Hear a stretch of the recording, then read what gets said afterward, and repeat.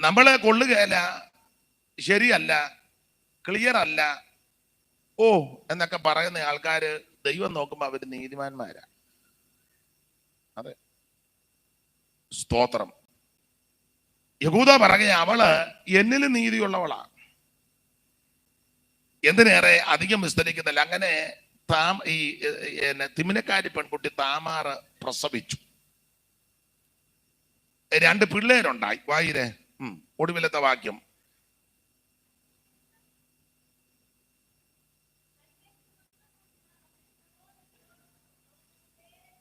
അതിന്റെ മേളിലുണ്ടല്ലോ, ഒരുത്തനോട് ഉണ്ടല്ലോ.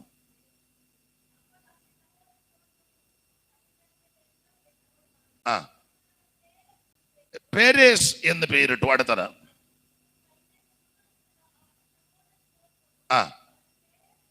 അപ്പൊ 2 പിള്ളേര് ജനിച്ചു. ആരൊക്കെ? പേരേസും സേരേഗും. ഈ 2 പിള്ളേര് പുസ്തകത്തിലെ പ്രമാണം അനുസരിച്ച് കൗലിടയന്മാരാ. എന്ന് പറഞ്ഞാൽ ശരിയായ ജനനമല്ല. അതാ നേരെ നാടൻ ഭാഷ പറഞ്ഞാൽ നേരെ മാർഗത്തിലൊന്നും ജനിച്ചതല്ല, കൗലിടയന. ആത്മീക ലോകത്തും നേരായ വിധത്തിൽ ജനിച്ചവരിപ്പ ഇല്ല. അവരുള്ളത് കൊണ്ടാ, അങ്ങനെയുള്ളവര് സഭയ്ക്കകത്ത് വന്നത് കൊണ്ടാണ് ഈ പ്രശ്നം മിക്കെടുത്തു. നേരും ചൊവ്വനും ജനിച്ചതില്ല. വീണ്ടും ജനനത്തിന്റെ കാര്യമായി പറയുന്നത്. ശരിയായ വീണ്ടും ജനനം വചനം കേൾക്കുമ്പോൾ കർത്താവിന്റെ പങ്കപാടുകളെ, വിധകളെ പറ്റി ഓർക്കുമ്പോൾ ചെയ്ത തെറ്റിനെ പറ്റി പശ്ചാത്താപം വരും. എന്റെ പാപം എത്ര ഭയാനകമാണ്. എന്റെ പാപത്തിന്റെ പരിഹാരത്തിനായി യേശു മരിച്ചത്. യേശുക്രിസ്തുവിന്റെ പരിശുദ്ധ രക്തം എന്റെ പാപങ്ങൾ മോചിച്ച് ശുദ്ധീകരിച്ച് എന്നെ രക്ഷിക്കും. ആ കർത്താവിനോട് പാപങ്ങൾ ഏറ്റുപറഞ്ഞ് ഉപേക്ഷിച്ച് യേശുവെ എന്റെ ഉള്ളത്തിൽ വരണം, എന്നെ രക്ഷിക്കണം, അനുതാപഹൃദയത്തോടെ. അങ്ങനെ ആ മാനസാന്തരം അനുതാപം. ചിരിച്ചോണ്ടല്ല മാനസാന്തരം, അങ്ങനല്ലേ? ഇപ്പം യേശുവിനെ രക്ഷിതാവായി സ്വീകരിക്കുന്ന ഒരു കൈപൊക്കിയാട്ട് ചൂയിങ്ങം വായിലിട്ടുണ്ട്. ഉടനെ ഞങ്ങളെ പോലെ പ്രസംഗിക്കുന്ന ആൾക്കാർ ഉയർത്തപ്പെട്ട കരത്തിനായി. നിങ്ങൾ ചിരിക്കാൻ പറഞ്ഞതല്ല, മിക്കതും അതൊക്കെ തന്നെ. ലാഘവബുദ്ധിയോടല്ലേ? നിങ്ങൾ മാനസാന്തരപ്പെട്ട ദിവസം ഓർത്തെ കരഞ്ഞല്ലേ? അതെ, കരഞ്ഞ. ചിലക്ക് കരച്ചിൽ നിർത്താൻ പറ്റിയില്ല. സ്തോത്രം.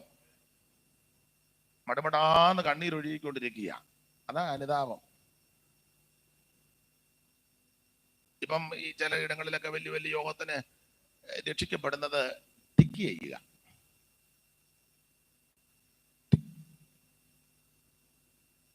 ഇന്ന് രാത്രി യേശുവിനെ രക്ഷിതാവായി സ്വീകരിക്കുന്നവര് എഴുന്നേറ്റാട്ടെന്ന് പറയുമ്പം ചിലര് ആ എഴുന്നേപ്പൊക്കെ ഒന്ന് കാണേണ്ടത് തന്നെ കേട്ടോ. എഴുന്നേറ്റ് പയ്യ യേശുവിനെ രക്ഷിതാവായി സ്വീകരിക്കുന്ന പുള്ളിയാ. ആ നിപ്പൊക്കെ വന്നു. ഉടനെ ചെല്ല് ചുമതലപ്പെട്ടവര് ഈ കാർഡ് കൊണ്ട് കൊടുക്കും. അപ്പൊ കാർഡിനകത്ത് ഇങ്ങനുണ്ട് പേര്, സ്ഥലം, നേരത്തെ സഭ, നേരത്തെ എങ്ങനെ ആയിരുന്നു എല്ലാം പറഞ്ഞ് പൈസ, ചിലതിനകത്ത് എല്ലാം കൊടുത്തിട്ട് രക്ഷിക്കപ്പെടാൻ താല്പര്യമുണ്ടോ? അപ്പം രക്ഷിക്കപ്പെടാൻ താല്പര്യം ഉണ്ടെങ്കിൽ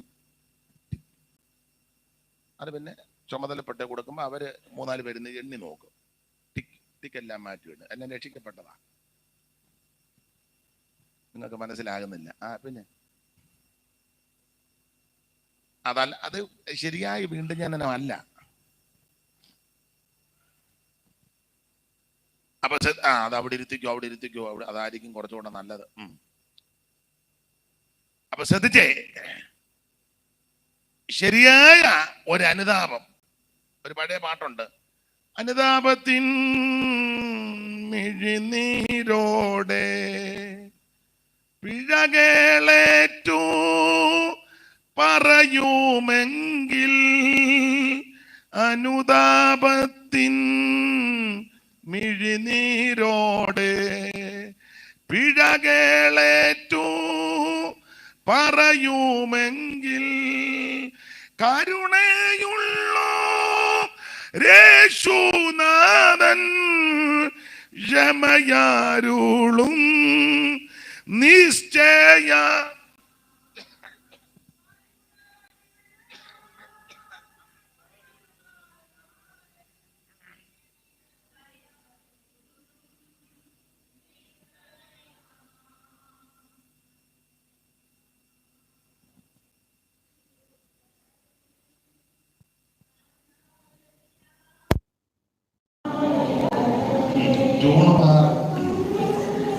എന്നാലും കേറി പാടില്ല വലിയ കാര്യം.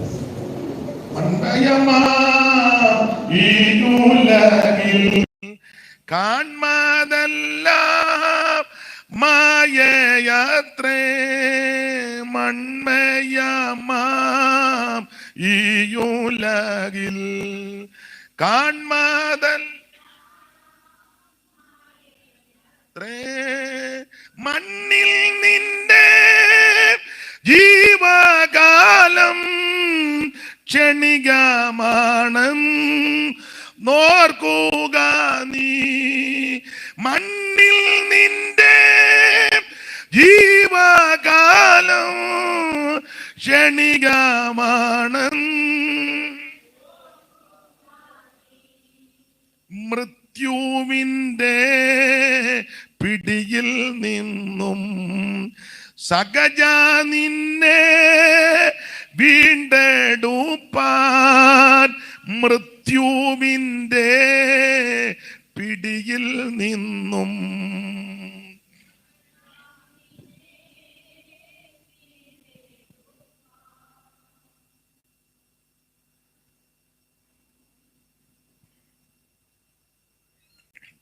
എനിക്ക് ശ്വാസം പിടിച്ചേ പാടാൻ മേല, അതുകൊണ്ടാണ്. മൃത്യുവിൻ്റെ പിടിയിൽ നിന്നും സകജ നിന്നെ വീണ്ടെടുപ്പാൻ സ്വന്ത രക്തം വിലയായി നൽകി കർത്തനേശു കാൽവറിയിൽ. സ്വന്ത രക്തം വിലയായി നൽകി കർത്തനേശു കാൽവറിയിൽ. മൺമയമാ ഈ ഉലകിൽ കാൺമതെല്ലാം. അപ്പൊ അനുതാപത്തിന്റെ മിഴിതോരോടെ, അതാ മാനസാന്തരം. അനുതാപം അങ്ങനെയാണെന്നുള്ള പുസ്തകത്തിൽ നിങ്ങളിപ്പോൾ അനുതാപവാക്യങ്ങളോടെ ചെയ്ത തെറ്റിനെ പറ്റി പശ്ചാത്താപം വന്ന് അനുതാപം വന്ന്, യോ ഞാൻ പാപിയാ, ഞാൻ ചെയ്തതും പ്രവർത്തിച്ചതെല്ലാം പാപമായിരുന്നല്ലോ, ഈ പാപത്തിൽ തന്നെ ആര് രക്ഷിക്കും എന്ന് ചിന്തിച്ചപ്പോൾ, ഭാരപ്പെട്ടപ്പോൾ, യേശു സകല പാപത്തിൽ നിന്ന് നമ്മെ മോചിക്കും. ആ യേശു എനിക്ക് വേണ്ടി മരിച്ചു. ആ യേശു ക്രിസ്തുവിന്റെ പരിശുദ്ധ രക്തം എൻ്റെ സകല പാപങ്ങളും പോക്കി എന്നെ ശുദ്ധീകരിക്കും. ആ കർത്താവിന് എനിക്ക് വേണം. യേശുവേ, എൻ്റെ പാപം മുഴുവൻ ക്ഷമിക്കണം എന്ന് ഏറ്റു പറഞ്ഞ് ഉപേക്ഷിച്ച് യേശുവിനെ ഉള്ളത്തിൽ ഏറ്റെടുത്ത് നടക്കുന്ന ആ പ്രക്രിയ വീണ്ടും ജനനം. സ്തോത്രം. എന്നാൽ ഇപ്പോഴേ അങ്ങനല്ല പലതും. നീ സ്നാനപ്പെടുന്നു, അവൻ രക്ഷിക്കപ്പെട്ടതല്ല, ആ കുഴപ്പമില്ല. ഇപ്പോഴാണ് സെൻട്രൽ പാസ്റ്ററും ഉണ്ട്, വെള്ളവും ഉണ്ട്. നീ പഠിക്കാൻ പോയാൽ ചിലപ്പോൾ മുങ്ങാനൊത്തന്ന് ഞാൻ പറഞ്ഞ, ഞാൻ പഠിച്ചു കഴിഞ്ഞു മുങ്ങ. ഓ, ആവുന്നു ഇനി നടക്കുമെന്ന്. അങ്ങനെയൊക്കെ ആണല്ലോ ഇപ്പം. ശരിയായ വീണ്ടും ജനനമല്ല. ചേടുത്തി ഇതിനകത്ത് വന്ന് അനിയത്തോട് പറഞ്ഞു, വാടി കുഞ്ഞമ്മ നീയും കൂടെ വാ, ഓട്ടോ ഇടുന്നുണ്ടോ, ഓട്ടോയ്ക്ക് നമുക്ക് കുറെ നാള് വന്ന് ഇതിനകത്തൊക്കെ അങ്ങനെയൊക്കെ വരുന്ന ആൾക്കാരുണ്ട്. ശരി, വീണ്ടും ജനനം ശരിയായിട്ടല്ല. അതെന്നാന്ന് പോലും അറിയാൻ മേല. കൈ വെക്കാൻ പറഞ്ഞ കൈ പൊക്കി, മുങ്ങാൻ പറഞ്ഞപ്പം മുങ്ങി, കൈ അടിക്കാൻ പറഞ്ഞപ്പം കൈ അടിച്ചു, കൈ വീശാൻ പറഞ്ഞപ്പം വീശി, ഒരിക്കൽ കൂടി വീശാൻ പറഞ്ഞപ്പം നന്നായിട്ട് വീശി. സ്തോത്രം. ഇപ്പം ചില പാസ്റ്റർമാരുടെ ഇടയിൽ കൈ കൊണ്ടുവന്നിട്ടുള്ളവര്, എനിക്ക് മനസ്സിലാകുന്നു എന്തോ വർത്താനമാണ്. കൈ അതിനാന്ന് എനിക്കത് പിടികിട്ടുന്നില്ല അങ്ങനത്തെ ഡയലോഗൊന്നും. കൈ കൊണ്ടുവന്നിട്ടുള്ളവര്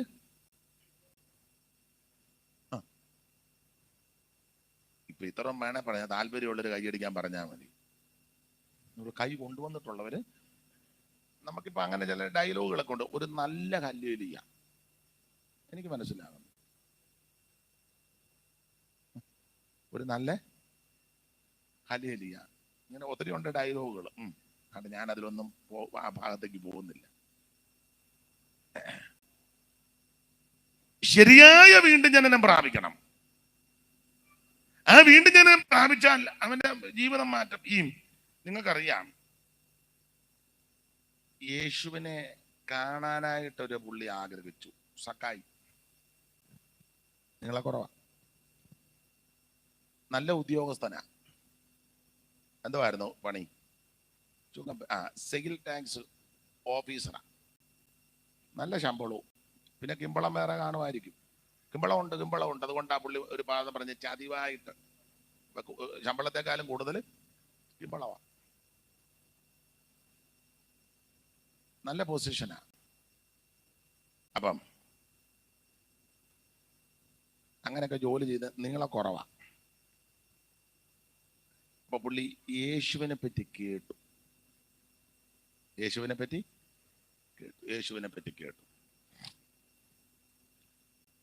അപ്പൊ യേശുവിനെ പറ്റി കേട്ടപ്പം സക്കായിക്ക് ഒരാഗ്രഹം, പുള്ളി എങ്ങനെയുള്ളവനാണെന്നൊന്ന് കാണണം. അതൊക്കെ നല്ല ആഗ്രഹമാണ്. കേട്ടല്ലോ. അപ്പം കേട്ടതൊക്കെ നല്ല കാര്യങ്ങളായി കേട്ടത്. ചീത്ത കാര്യവും കേട്ട് കാണുമായിരിക്കും, ഇല്ലേ? രണ്ടും കേൾക്കുമല്ലോ, ഇല്ലേ? മിണ്ടുന്നില്ല. അവനെല്ലാം കേട്ട്, യേശുവിനെ പറ്റി കേട്ട നല്ലതും. ഒരാൾ പറഞ്ഞു യേശു ദൈവപുത്രന. അപ്പം മുക്കി നിന്നൊരുത്തം പറഞ്ഞല്ലേ വേശ്യാപുത്രന. രണ്ടും കേട്ട് കാണും. ഒരാൾ പറഞ്ഞു യേശു അത്ഭുതം ചെയ്യുന്ന ആളാ, ദൈവത്താൽ. എന്നൊരുത്തം പറഞ്ഞു ഇല്ല, ഭൂതമാന്ന് പറഞ്ഞു, ബെയൽസബൂൽ. ഇതായി കേൾക്കുന്ന രണ്ടും കേട്ടിട്ടുണ്ട്, ഇല്ലേ? കൊള്ളാം, എല്ലാം കേട്ടു. ഒരാൾ പറഞ്ഞു യേശു ദൈവത്തിന്റെ പുത്രന. അപ്പൊ വേറൊരുത്തൻ പറഞ്ഞു ഓ തച്ചന്റെയാ. സ്തോത്രം. ഒരാൾ പറഞ്ഞു യേശു പ്രവാചകനാ.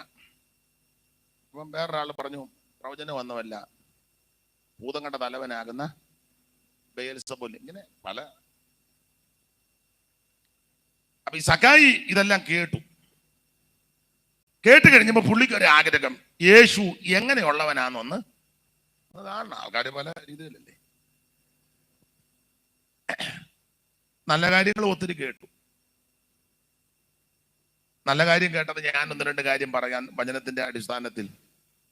അപ്പം നല്ല കാര്യങ്ങൾ ഇങ്ങനെ കേട്ടത്. യേശുവിനെ പറ്റി അങ്ങ് ശ്രുതിയായല്ലോ.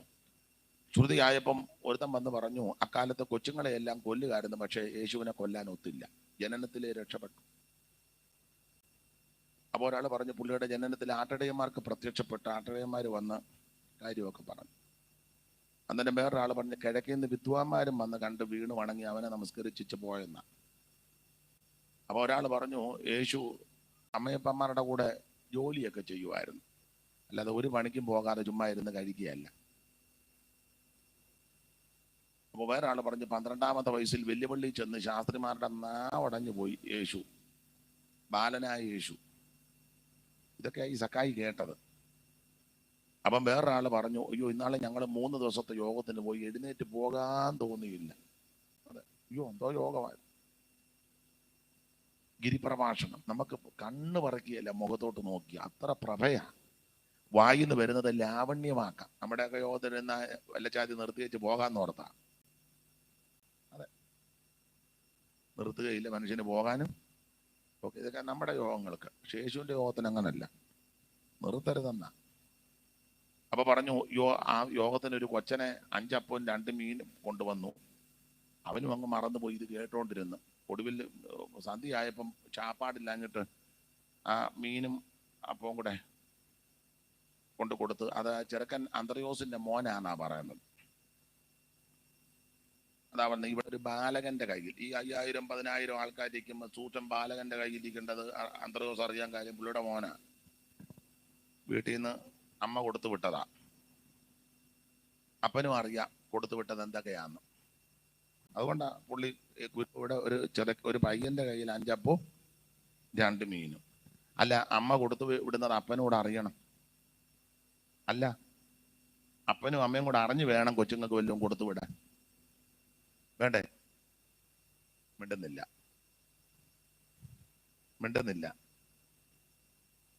ചിലടത്ത് അങ്ങനല്ലല്ലോ. നീ ഇത് കൊണ്ടുപോക, പപ്പ അറിയരുത് ഒരു കാരണവശാലും. ഉടനെ അവൻ്റെ ഉണ്ടാവില്ല, ഞാൻ പറയത്തില്ല, മമ്മി പറയാതിരുന്നാ മതി. നിങ്ങൾക്ക് മനസ്സിലാകുന്നുണ്ടോ? അപ്പനും അമ്മയും അറിയണം പിള്ളേരുടെ കയ്യിൽ എന്തോ ഉണ്ടെന്ന്. വേണ്ടേ? ഇവിടുന്ന് അടി മൊബൈല്. അപ്പൻ അന്തം വിടുക. അപ്പൻ്റെ ഇരിക്കുന്നത് ചെറുതാ, അവിടെ ഇരിക്കുന്നത് അപ്പൻ അറിയണ്ടേ? എവിടുന്നാടാ ഈ മൊബൈല്? അമ്മ അറിയണ്ടേ? അപ്പൻ അറിയണ്ടേ? അറിയണം. അതിന് ഞങ്ങളുടെ നാട്ടിലൊരു ചൊല്ലുണ്ട്, അത് പറയുന്നത് അത്ര നല്ലതല്ല, സഭ്യമല്ലെന്ന് എനിക്കറിയാം. എന്നാലും പറയാതിരിക്കാൻ ഒക്കത്തില്ല. അതൊരു പഴയ ആൾക്കാർ പറയുന്ന ഭാഷയാ. അതിന് ഞാനങ്ങ് പറയാം, ഉടക്ക് വന്നാലും കുഴപ്പമില്ല. തന്തയും തള്ളയെ അറിഞ്ഞു വേണം മക്കളെ വളർത്താൻ. അങ്ങനെ ഒരു ചൊല്ലുണ്ട്, നിങ്ങൾ കേട്ടിട്ടുണ്ടോ എന്ന് അറിയത്തില്ല. തന്തയും തള്ളയെ അറിഞ്ഞു വേണം കൊച്ചുങ്ങളെ വളർത്താൻ. അല്ല, അങ്ങനെ വളർത്തിയൊരു വീടാ. 5000 10,000 ആൾക്കാരാ കൂടിയിരിക്കുന്നത്. അതിനിടെ ഈ ചെറുക്കൻ്റെ കയ്യിൽ 5 അപ്പവും 2 മീനും എന്ന് അന്ത്രയോസ് അങ്ങനെ എല്ലാ പിള്ളേരും കഴിഞ്ഞ് തപ്പി നോക്കുക ഇല്ല. ചെറുക്കൻ യോഗത്തിനുണ്ടെന്ന് അന്ത്രയോസിന് അറിയാം. അവന്റെ കയ്യിൽ വീട്ടിൽ നിന്ന് 5 അപ്പവും അതുകൊണ്ടെന്നറിയാം. നമ്മൾ ചെറുക്കനെ വിളിക്കുമ്പോൾ അവൻ യോഗത്തിന് കാണുകയല്ലേ, ഇപ്പൊ തിയേറ്ററിലായിരിക്കും. യോഗത്തിനാന്നും പറഞ്ഞ അവൻ അവിടുന്ന്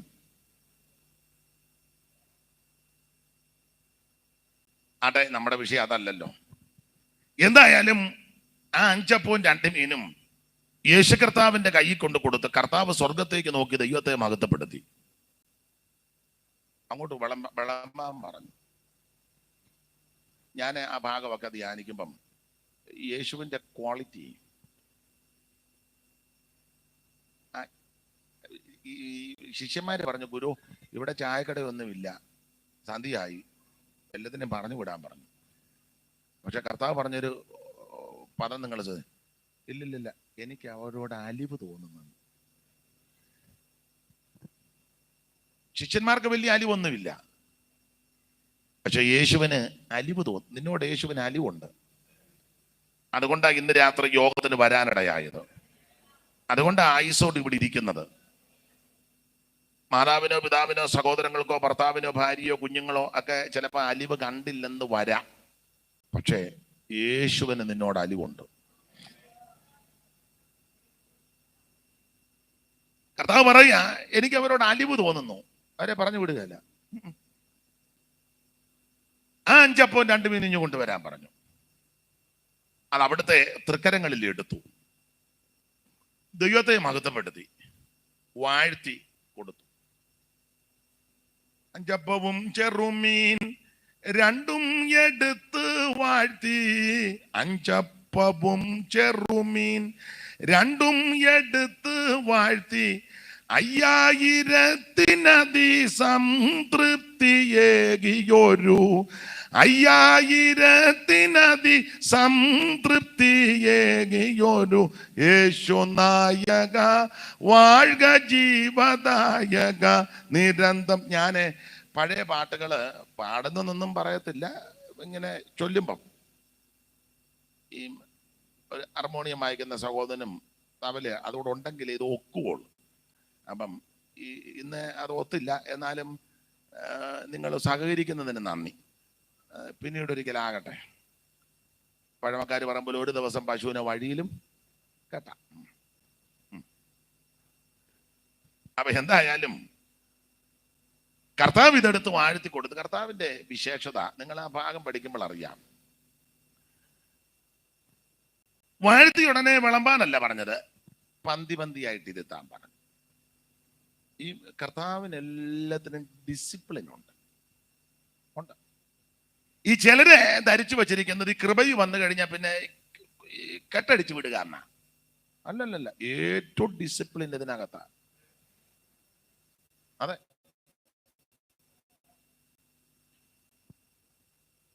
ഏറ്റവും ഡിസിപ്ലിൻ. അതുകൊണ്ട് ഞാൻ ഞങ്ങളുടെ ചർച്ചിലൊക്കെ വളരെ കർക്കശമായി പറയും, ഇരിക്കുന്നതിന്റെ ലൈൻ തെറ്റിയാ ഞാൻ പറയും.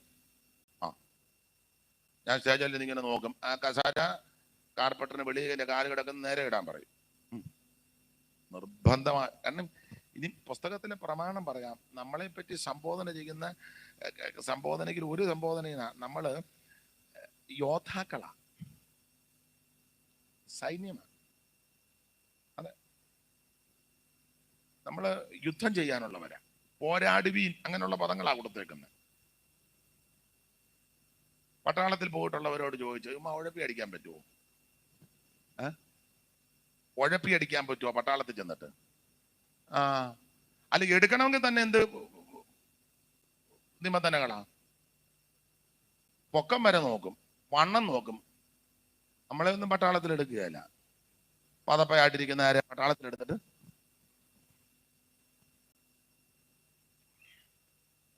കില്ലേരിയലൊക്കെ ആണെങ്കിൽ ഇതും ചുമക്കൊണ്ട് പോകണ്ടേ? ആട്ടെ, ഭയങ്കര ഈ ആത്മീക ലോകമാണ് നല്ല ഡിസിപ്ലിൻ. പക്ഷെ നമ്മള് ധരിച്ചു വച്ചേക്കുന്നത് രക്ഷിക്കപ്പെട്ട് സ്നാനപ്പെട്ട് പിന്നെ എങ്ങനെ വേണേലും സൺഡേ വന്നാ മതി, എതിരെ പോയാലും കുഴപ്പമില്ല, സൺഡേ ഇവിടെ. അല്ലല്ലല്ല, സൺഡേ വരും പോലെ തന്നെ മണ്ടയിലും വരണം. ഡിസിപ്ലിൻ ഇതിനകത്താണ്. അപ്പം എടുത്ത് വാഴ്ത്തിക്കുന്ന വിശന്നിരിക്കുക, പെട്ടെന്ന് കഴിച്ചേച്ച് പൊക്കോ, അങ്ങനൊന്നും അല്ല കർത്താവ് പറഞ്ഞു. അലിവുണ്ട് ദൈവത്തിന്, അലിവ് തോന്നി, അലിവുണ്ട്, നല്ല ഡിസിപ്ലിനുമാണ്. ഇത് രണ്ടും വേണം. അപ്പം എടുത്ത് വാഴ്ത്തുക, അതൊക്കെ ശരി, നിങ്ങൾക്ക് തരാനാ, നിങ്ങൾക്ക് തരാനാ, നിങ്ങളുടെ വിശപ്പടക്കാനാ. നിങ്ങൾ വഴിയിൽ വെച്ച് പട്ടു പോകരുത്, അതിനായി തരുന്നത്. പക്ഷേ നിങ്ങൾ ചെയ്യേണ്ട കാര്യമുണ്ട്, നിങ്ങൾ ആദ്യം ഓർഡർ ആകണം.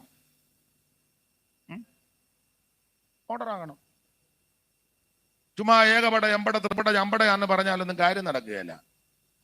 ഓർഡർ പന്തിയായിട്ട് ഇരുത്തി അപ്പം എടുത്ത് വാഴ്ത്തി. ഇനി വിളമ്പാൻ പറഞ്ഞു, വിളമ്പി കൊടുക്കും. ബൊഫേ സിസ്റ്റം ഒന്നുമല്ല. ഈ ഭക്ഷണം കഴിക്കുന്നത് ഒരു വലിയ കൂട്ടായ്മയാ കേട്ടോ. അതെ, നമ്മൾ ചുമ്മാ ചിലരിത് ലാഘവബുദ്ധിയോടെ അവിടെ എല്ലാവർക്കും ചാപ്പാടും ഒക്കെ ഉണ്ട്, ഞങ്ങളും കഴിഞ്ഞ ആഴ്ച പോയാൽ എങ്ങനെ ഉണ്ടാ,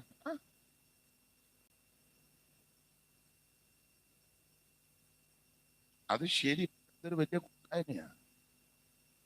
ഈ പന്തിയായിട്ടിരിക്കുമ്പോ തന്നെ ആൾക്കാരെ നമുക്ക് ശ്രദ്ധിക്കാം. വിളമ്പുമ്പം ഒന്ന് മുഖത്തോട്ട് നോക്കരുതോ? ഒരു കൂട്ടായ്മയാ. ആൾക്കാരെ ഒന്ന് കാണുകയും അറിയുകയും ചെയ്യരുതോ? അല്ലേ? അല്ലാതെ കമ്പത്തിൽ നിന്ന് കാളയെ അടിച്ച് കൊണ്ടുവരുമ്പോൾ ഇങ്ങോട്ട് കയറ്റി ഉച്ചയാകുമ്പം പറഞ്ഞു വിട്ട് ആരൊക്കെ ഏതൊക്കെ എന്തൊക്കെ എവിടൊക്കെ എങ്ങനെയൊക്കെ പിറ്റേ ഞായറാഴ്ചയും മനസ്സിലാകുന്നില്ല.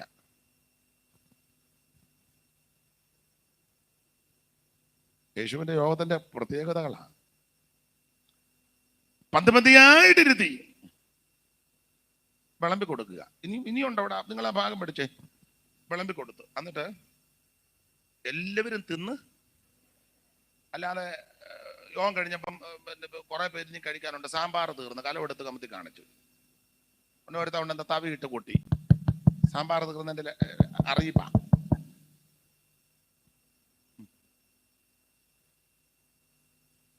ചോറ് കോട്ടയം കമത്തി, ഇനി നിൽക്കുക ആൾക്കാര് ഇല്ല. അങ്ങനൊന്നും അല്ല യേശുവിന്റെ യോഗം. മനസ്സിലാകുന്നില്ല. പഴം തീർന്നു, കാളാമുണ്ടനുമായിട്ടെടുത്ത് നിൽക്കുക, ഇനി ചോദിച്ചാൽ കാളാമുണ്ടൻ അടിക്കുമെന്ന്. അതൊന്നും അല്ല യോഗം. സ്തോത്രം. എല്ലാവരും തിന്ന്. ഞാൻ എൻ്റെ വിഷയമല്ല, ഇടയ്ക്ക് കയറി പറഞ്ഞതേ ഉള്ളൂ. അടുത്തൊരു നിങ്ങൾ അതുകൂടെ ശ്രദ്ധിക്കണം കേട്ടോ. നമ്മൾ തിന്ന് തൃപ്തിപ്പെട്ടു ഗ്ലോറി വീട്ടിൽ അല്ലല്ലല്ല. അടുത്ത യേശുവിന്റെ ആ ഡയലോഗ് നിങ്ങൾ യേശുവിന്റെ പിന്നെ ബാക്കി ശേഷിച്ചത് ശേഖരിക്കാൻ പറഞ്ഞു. വായിച്ചിട്ടില്ലേ? ശേഷിച്ചത് കളയരുത്, ഒരു ചോറ് പോലും കളയരുത്. ഇതൊക്കെ യേശുന്ന് പഠിക്കേണ്ട കാര്യമാണ്. എന്ത് ഡിസിപ്ലിനാ! അല്ല കഴിച്ചേച്ച് തോന്നിയതുപോലെ ഇട്ടേച്ച്. ശേഷിച്ചത് ശേഖരിക്കണം. ആര് ശേഖരിക്കണം? വിളമ്പിയവര് ശേഖരിക്കണം. വിളമ്പാൻ വലിയ മിടുക്കല്ലേ ചിലർക്ക്. നിങ്ങൾ ചില ഫംഗ്ഷനൊക്കെ കണ്ടില്ലേ? നമ്മുടെ സഭയുടെ ആണെങ്കിലും ആദ്യം വിളമ്പാൻ ഒരു 3-4 പേര് കാണും. കുറച്ച് കഴിയുമ്പോ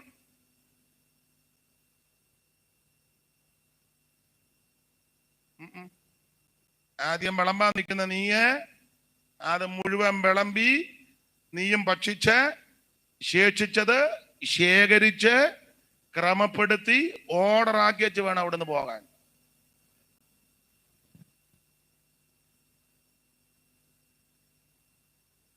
അങ്ങനെ വേണം. ഇത് ആദ്യത്തെ മൂച്ചിന് കയറി വിളമ്പി കുറച്ച് കഴിഞ്ഞ് വിളമ്പാനുമില്ല. തവി അവിടെ പാഷയുടെ ഭാര്യ വന്നിക്കോ, തവി എന്ത് ആ തവി ജോയിയാ വിളമ്പിയത്. ജോയി വീട്ടിൽ ചെന്നു. ജോയി സഹോദര തവി എവിടാ വെച്ചേ? തവി ഞാൻ വിളമ്പിയപ്പോ തങ്കച്ചൻ തവിക്ക് പിടിച്ച് ഞാൻ ഇട്ടേച്ച്. തങ്കച്ചനെ വിളിച്ചപ്പോ തങ്കച്ചൻ പരിധിക്ക് പുറത്ത്. നിങ്ങൾക്ക് മനസ്സിലാകുന്നുണ്ടോ? ഉണർവ് മാത്രമല്ല, ഇതൊക്കെ പഠിച്ചിരിക്കണ്ടേ? എല്ലാം പഠിച്ചിരിക്കണം. അടുക്കളയിൽ പെരുമാറുന്ന നിങ്ങൾ അങ്ങനല്ലേ? ഭർത്താവിനും മക്കൾക്കും എല്ലാം കൊടുത്ത് നിങ്ങളും കഴിച്ച് കഴിഞ്ഞ് ലാസ്റ്റ് പാത്രം എല്ലാം കഴുകി അല്ല വെക്കേണ്ട സ്ഥലങ്ങളിലൊക്കെ വെച്ച്. ഇപ്പോഴത്തെ കാലം വന്ന ഫ്രിഡ്ജ് ഉള്ളതാ, ബാക്കി വരുന്നത് അത് അതിൻ്റെതായ രീതിയിൽ അങ്ങനല്ലേ?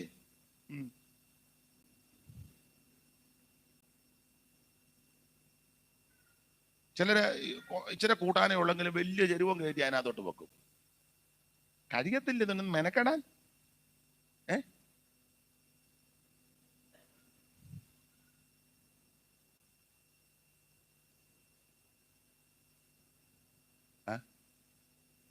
ഞാനൊരിക്കൽ ഞങ്ങളുടെ ഫ്രിഡ്ജ് വന്നപ്പോൾ അതിനകത്ത് കറച്ചട്ടിയും മീനും.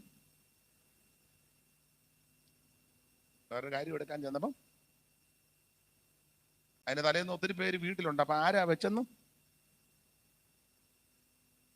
കറച്ചട്ടി വെക്കാനുള്ളതാണോ? വലിയ മൺചട്ടി. നിങ്ങൾ വാ തുറന്ന് എന്തേലും പറ. ഒന്നും പറയാനില്ല. എന്നാ പറയാനാ? അതെല്ലാം ക്രമപ്പെടുത്തി വെക്കണ്ടേ? ഓർഡർ ആയിരിക്കണം. കർത്താവിന് ഇതെല്ലാം പഠിക്കണം. ശേഷിച്ചത് ശേഖരിക്കണം. ഞാനെപ്പോഴും കർക്കശമായി പറയും, ഒരു ചോറ് പോലും കളയരുത്. നമുക്ക് ആവശ്യമുള്ളതേ വാങ്ങാവൂ. തീന്മേശയിൽ ഇഷ്ടപ്പെട്ട വിഭവങ്ങൾ പലത് കാണും. നമുക്ക് കാണുമ്പോൾ അറിയാലോ നമ്മൾ എന്തുവാ കഴിക്കുന്നത്. എന്തും വേണ്ടം കഴിക്കും അല്ലേ? അങ്ങനെ ആയിരിക്കണം. ചിലരിതെല്ലാം കാണുമ്പോൾ അങ്ങ് വെപ്രാളവും പരിവേശോ എന്തോ തൊടണം എന്തോ എടുക്കണം എന്തും വേണ്ട അങ്ങ് ആദിയാ. അത് വിടുത്ത് ഇത് വിടുത്ത് അവസാനം എല്ലാം കൂടെ പൊടിച്ച് മറിച്ച് ബാക്കി ചിലരുടെ കഴിക്കുന്ന പ്ലേറ്റ് കണ്ടാൽ നമുക്ക് ഓക്കാനം വരും. അതെ, ഓക്കാനം വരും.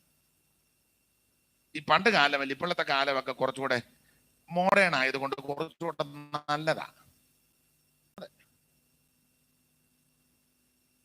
ഉണ്ടല്ലോ, പാത്രമൊക്കെ കാണുമ്പോൾ തന്നെ ഒരു വൃത്തിയായിരിക്കണം. ഇടയ്ക്ക് ഞാൻ ഇത്രയും പറഞ്ഞതേ ഉള്ളൂ, പണക്കമൊന്നും വേണ്ട. നിങ്ങളെല്ലാം കുഴപ്പക്കാരും ഒരു പരിശുദ്ധൻ ഇറങ്ങിയിരിക്കുന്നു അങ്ങനെ പറയണ്ട. എനിക്കും നമുക്കും എല്ലാവർക്കും കൂടാ. പെണ്ണുങ്ങൾ പ്രായിക്കൊണ്ട് പ്ലേറ്റ് എടുക്കരുത്. കാലം കഴിച്ച പ്ലേറ്റ് തൊടാൻ നോക്കുകയല്ല. അവർ പറയത്തില്ല, എന്നാലും വൃത്തിയായിരിക്കണം. ഒരു ചോറ് പോലും കളയരുത്.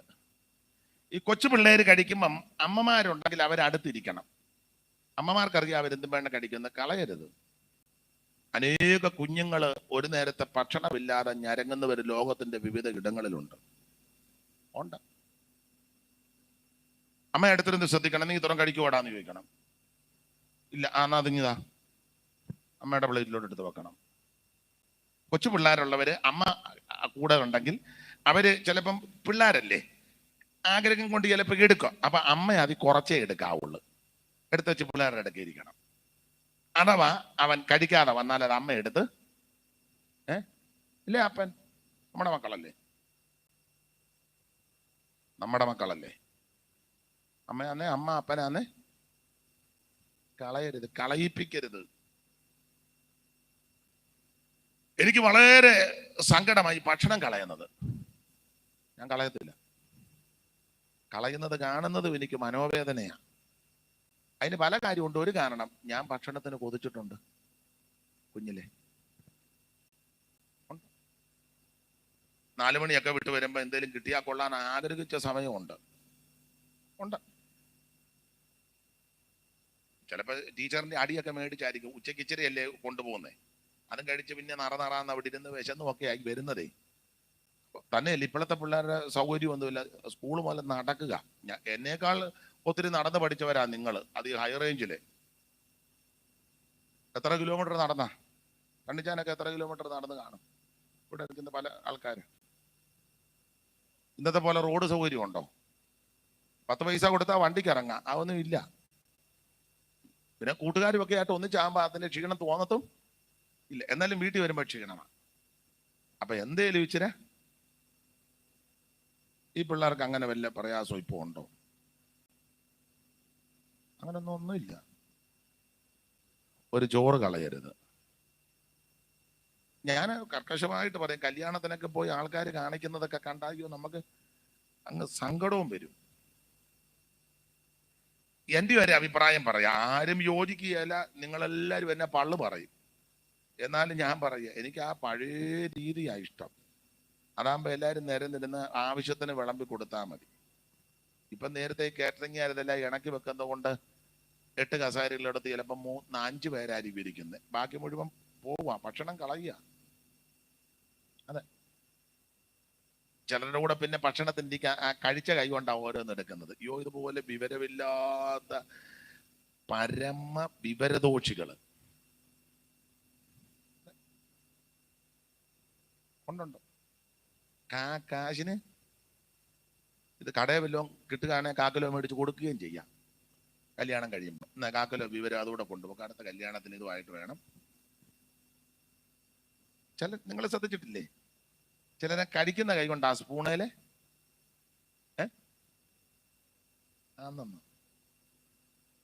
ചില അവിടെ ഇരുന്ന് അങ്ങ് തുമ്മുകയും. നമ്മളിതെല്ലാം പഠിച്ചിരിക്കണം കേട്ടോ.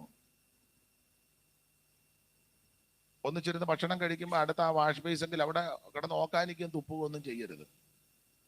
അഥവാ അങ്ങനെ ഒരു ടെൻഡൻസി വന്നാൽ അങ്ങ് മുറ്റത്തോട്ട് പോകണം, ദൂരെ മാറിയേക്കണം. ഒരു സ്ഥലത്ത് ഭക്ഷണം കഴിച്ചപ്പം ആദ്യം കഴിച്ചു പോയിരുന്ന പുള്ളി അങ്ങ് പുറകിരുന്നവരാരും പിന്നെ കഴിച്ചില്ല. എങ്ങനെ കഴിക്കുക? എങ്ങനെ ഇറങ്ങും? അയാൾ നല്ല പെരുക്കേച്ച്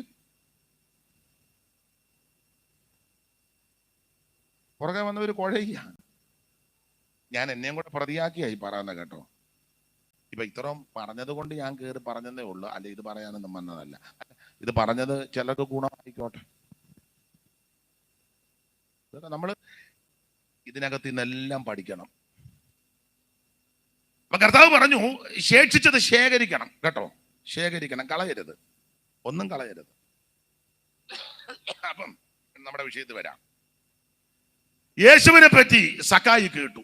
ഇതൊക്കെയായി കേട്ടത്.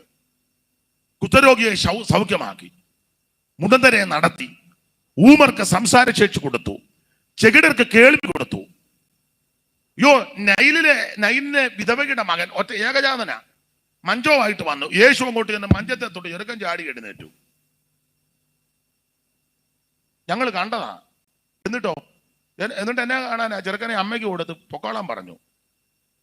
ഇന്നത്തെ രോഗശാന്തി പരപ്രാപ്തന്മാരാന്ന് ചെറുക്കനെ അമ്മയ്ക്ക് കൊടുക്കുകയല്ല, ചെറുക്കനുമായിട്ട് പോകും. അടുത്ത സ്റ്റേജിൽ അവനെ കയറ്റും. ബ്രദറിന് എന്തോ സംഭവിച്ചു. ഇപ്പൊ അങ്ങനെ ബ്രദറിന് അമ്മ അവിടെ താഴെ നിൽക്കുക, അമ്മയ്ക്ക് ഇവന് വന്ന് കിട്ടാൻ ഇപ്പൊ തരികയല്ല, അവൻ സാക്ഷ്യം പറഞ്ഞുകൊണ്ടിരിക്കുക. എന്തുവാ ബ്രദറിന് സംഭവിച്ചു? അവൻ പറയാം, ഞാനിങ്ങനെ ചത്ത് കിടക്കുകയായിരുന്നു, പിന്നെ എന്നാ ഉണ്ടായെന്ന് എനിക്ക്. ഉടനെ വേറെ ബ്രദറെ അങ്ങനല്ല, ഈ ബ്രദർ ആ ബ്രദറിനോട് പറഞ്ഞു ബ്രദറിനെ യേശുവിൻ്റെ അടുക്കിലോട്ട് കൊണ്ടുവരാൻ. അങ്ങനെ ഞങ്ങൾ വന്നപ്പം ബ്രദർ പറഞ്ഞു ജീസസ് വരുന്നുണ്ട്. അങ്ങനെ ബ്രദർ ജീസസ് വന്നു, ജീസസ് ബ്രദറിനെ തൊട്ടു. അപ്പോൾ ബ്രദർ ചാടി എഴുന്നേറ്റു. കൈയടിക്കാട്ടെ ബ്രദറെ. യേശു ഇതിനൊന്നും മുതിർന്നില്ല. അവൻ ചാടി എഴുന്നേനും പറഞ്ഞ് തള്ളയോട് പറഞ്ഞു കൊണ്ടുപോകാൻ പറഞ്ഞു. സ്തോത്രം. ചുരുക്കി പറഞ്ഞാൽ ഇതെല്ലാം ഈ സക്കായി കേട്ടതല്ല, യേശുവിനെ പറ്റി കേട്ടു. യേശുവിനെ പറ്റി കേട്ടു. കുഷ്ഠരോഗികൾക്ക് നല്ല സൗഖ്യമേകി, ദൃഷ്ടി പോയവർക്ക് ഭവാൻ കാഴ്ചയും നൽകി. കുഷ്ഠരോഗികൾക്കു നല്ല സൗഖ്യമേകി, ദൃഷ്ടി പോയവർക്ക് ഭവാൻ കാഴ്ചയും നൽകി. നഷ്ടജീവനായ ലാസർ 4 നാൾ കഴിഞ്ഞുയർത്ത്. ഭ്രഷ്ടരൊരയ്യായിരം ജനം. 5 അപ്പത്താൽ സിയോൻ മണവാളനെ. ശ്രീ നരപതിയേ സിയോൻ മണവാളനെ. ഇതൊക്കെ ഈ സക്കായി കേട്ടു. സഖായി കേട്ട് കഴിഞ്ഞപ്പോൾ സഖായിക്ക് ഒരു ആഗ്രഹം, യേശു എങ്ങനെയുള്ളവനാണെന്നൊന്ന് കാണണം. ആൾക്കാർ പറഞ്ഞില്ല, വായിന്ന് ലാവണ്യമാക്കാ വരുന്ന കേട്ടോ. ഒരുത്തൻ പറഞ്ഞു, യോ ഞങ്ങൾ നാളെ പള്ളി വെച്ച് കണ്ട് മുഴുവൻ ആൾക്കാരുടെയും കണ്ണ് കാണണ്ടതാ. അപ്പൊ ഇതെല്ലാം ഈ പുള്ളി കേട്ടു, സക്കായി കേട്ടു. അപ്പൊ പുള്ളിക്കൊരു ആഗ്രഹം, എങ്ങനെയുള്ളവനാന്നൊന്ന് കാണണം. പുള്ളിക്കൊന്ന് കണ്ടാ മതി, ഒരു നോക്ക് കണ്ടാ മതി.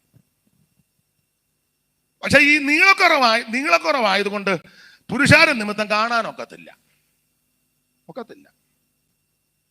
പുരുഷാര നിമിത്തം അല്ല, കണ്ടവാനും ആള് കൂടിയാ കാണാനും ഒക്കത്തില്ല, കാണിക്കത്തുമില്ല. കണ്ടാൽ അവിടെ പ്രശ്നവുമാണ്. പിറ്റേ ആഴ്ച വിളിച്ചു ചോദിക്കും, കഴിഞ്ഞ ആഴ്ച എവിടെ ആയിരുന്നെന്ന്. മനസ്സിലാകുന്നുണ്ടല്ലോ? പുരുഷാര നിമിത്തമേ. അപ്പൊ പുള്ളിക്ക് ഒരു കാര്യം ബോധ്യപ്പെട്ടു, ഈ പുരുഷാരത്തിന്റെ ഇടയിൽ നിന്നാലൊന്നും യേശുവിനെ കാണാനൊക്കത്തില്ല.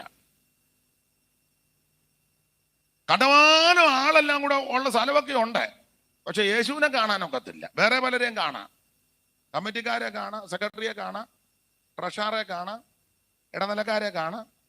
ഇടനിലക്കാർ ഒത്തിരി ഉണ്ടല്ലോ, അവരെയല്ല യേശുവിനെ കാണാനൊക്കുകയില്ല.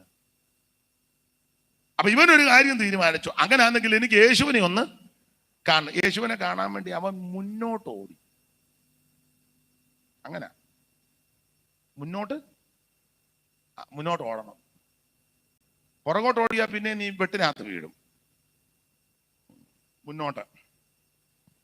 പിൻപിലുള്ളതിനെ ഞാൻ മറന്നു, മുൻപിലുള്ളതിനായിട്ടാഞ്ഞും കൊണ്ട് ലാക്കിലേക്കോടിടുന്നു. പിൻപിലുള്ളതിനെ ഞാൻ മറന്നു, മുൻപിലുള്ളതിനായിട്ടാഞ്ഞും കൊണ്ട് ലാക്കിലേക്കോടിടുന്നു. പാരിൽ പലവിധമ പാടുകൾ ഏറിടുമ്പോൾ പാദം പാതറിടാതെ പാതയിലോടിടും ഞാൻ. പാരിൽ പലവിധമ പാടുകളേറിടുമ്പോൾ പാദം പാതറിടാതെ പാതയിലോടിടും ഞാൻ. പ്രത്യാശയേറിടും എന്റെ പ്രിയനുമായി ഉള്ള വാസത്തെയോർത്തിടുമ്പോൾ പ്രത്യാശ. അപ്പൊ ഇവൻ യേശുവിനെ കാണാൻ മുന്നോട്ട് ഓടി. മുന്നോട്ട് ഓടി ഒരു കാട്ടത്തിയുടെ മേളിൽ കയറി. ആരും അറിയാതായി പ്രവൃത്തി ചെയ്തത്, ആരും കണ്ടില്ല. ഇവൻ കാട്ടത്തിയുടെ മേളിൽ കയറി വെച്ച് പമ്മി ഇരിക്കുക. യേശു വരുമ്പോ ഒന്ന് കാണണം. ഞാൻ ആ ഭാഗമൊക്കെ ധ്യാനിച്ചപ്പോ എനിക്ക് വളരെ സന്തോഷം. യേശു പുരുഷാരമായിട്ട് ഇങ്ങനെ വരിക. സക്കായി കാട്ടത്തിയുടെ മണ്ടയിലിരിക്കുന്നത് സക്കായിക്കും ദൈവത്തിനേ അറിയൂ. ഇന്നത്തെ സക്കായി തന്നെ പറയും ലൈവിലുണ്ടെന്ന് പറയും. കാട്ടത്തിയുടെ മണ്ടയിരുന്ന് ലൈവിലുണ്ട്, കാട്ടത്തിയുടെ ഫോട്ടോയും. പിന്നെ ഒരുത്ത എങ്ങനെ കാട്ടത്തിയെ കയറാം, അങ്ങനെയൊക്കെയല്ലേ ഇപ്പൊ. അതൊന്നുമില്ല, പുള്ളി അവിടെ കയറിയിരിക്കും. യേശുവിനെ ഒന്ന് കാണാത്തറേ ഉള്ളൂ. ഈ നല്ല ആഗ്രഹങ്ങളെ ദൈവം നിറവേറ്റി തരും. വലിയ പുരുഷാരമായിട്ട് യേശു നടന്നങ്ങോട്ട് വന്ന് കാട്ടത്തിയുടെ ചോട്ട് വന്നപ്പോ യേശു മേളിലോട്ട് നോക്കി. എന്റെ ചിന്ത, പുള്ളി ഉരുണ്ട് വീഴാതിരുന്നത് വലിയ ഭാഗ്യമാണ്. കർത്താവ് പറഞ്ഞ് സക്കായിയെ ഉരുണ്ട് വീടരുത്, ഉരുണ്ട് വീടരുത് എഴുതിയിട്ടില്ല, ഞാനങ്ങ് പറഞ്ഞതേ ഉള്ളൂ. നിങ്ങളുണ്ടെ തപ്പരുത്, ഉരുണ്ട് വീടന്നു. വേഗം ഇറങ്ങാൻ പറഞ്ഞു. വേഗം ഇറങ്ങി വാ. ഞാൻ ആ ഭാഗം ധ്യാനിച്ചപ്പോ ഇങ്ങനെ, യേശു യെരൂശലേമിലോട്ട് പോവുക. പ്രോഗ്രാം യെരൂശലേമിൽ ചെല്ലണം. പക്ഷെ ഈ നല്ല ആഗ്രഹത്തോടെ കാട്ടത്തിമേ കയറി യേശുവിനെ കാണാനിരുന്നവനെ കർത്താവ് കണ്ടിട്ട് പറഞ്ഞു, ഞാൻ എൻ്റെ പ്രോഗ്രാം ചേഞ്ച് ആക്കിയെന്ന്. ഇന്ന് രാത്രി നിന്റെ വീട്ടിലാണ്. അതാ അതിൻ്റെ അർത്ഥം. ചാർട്ടേഡ് പ്രോഗ്രാമാ, യെരൂശലേമിൽ പോകേണ്ടതാ. പക്ഷെ ഇന്ന് രാത്രി പ്രോഗ്രാം ചേഞ്ച് ആക്കി നിനക്ക് വേണ്ടി. ഈ രാത്രി നിനക്ക് വേണ്ടി ദൈവം പ്രോഗ്രാം ചേഞ്ച് ആക്കും.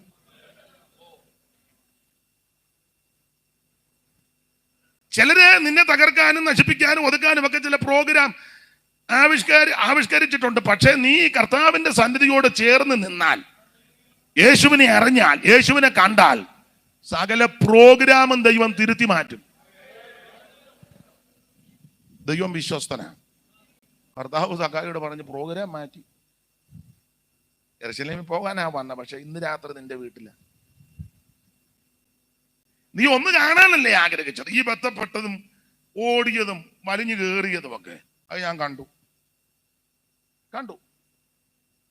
അതുകൊണ്ട് ഒന്ന് കാണാനല്ലേ, ഇന്ന് രാത്രി മുഴുവൻ കണ്ടോണം.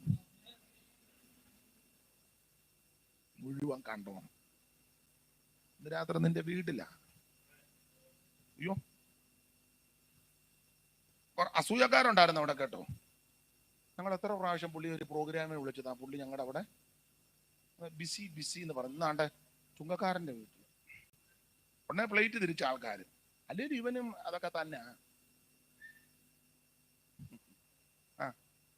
നമ്മൾ ഉദ്ദേശിക്കുന്ന പോലൊന്നുമല്ല. പുള്ളി ഇങ്ങനെ ഗിരിപ്രഭാഷണമൊക്കെ നടത്തുന്നേ ഉള്ളൂ. പുള്ളിക്ക് അവരുമായിട്ടാ.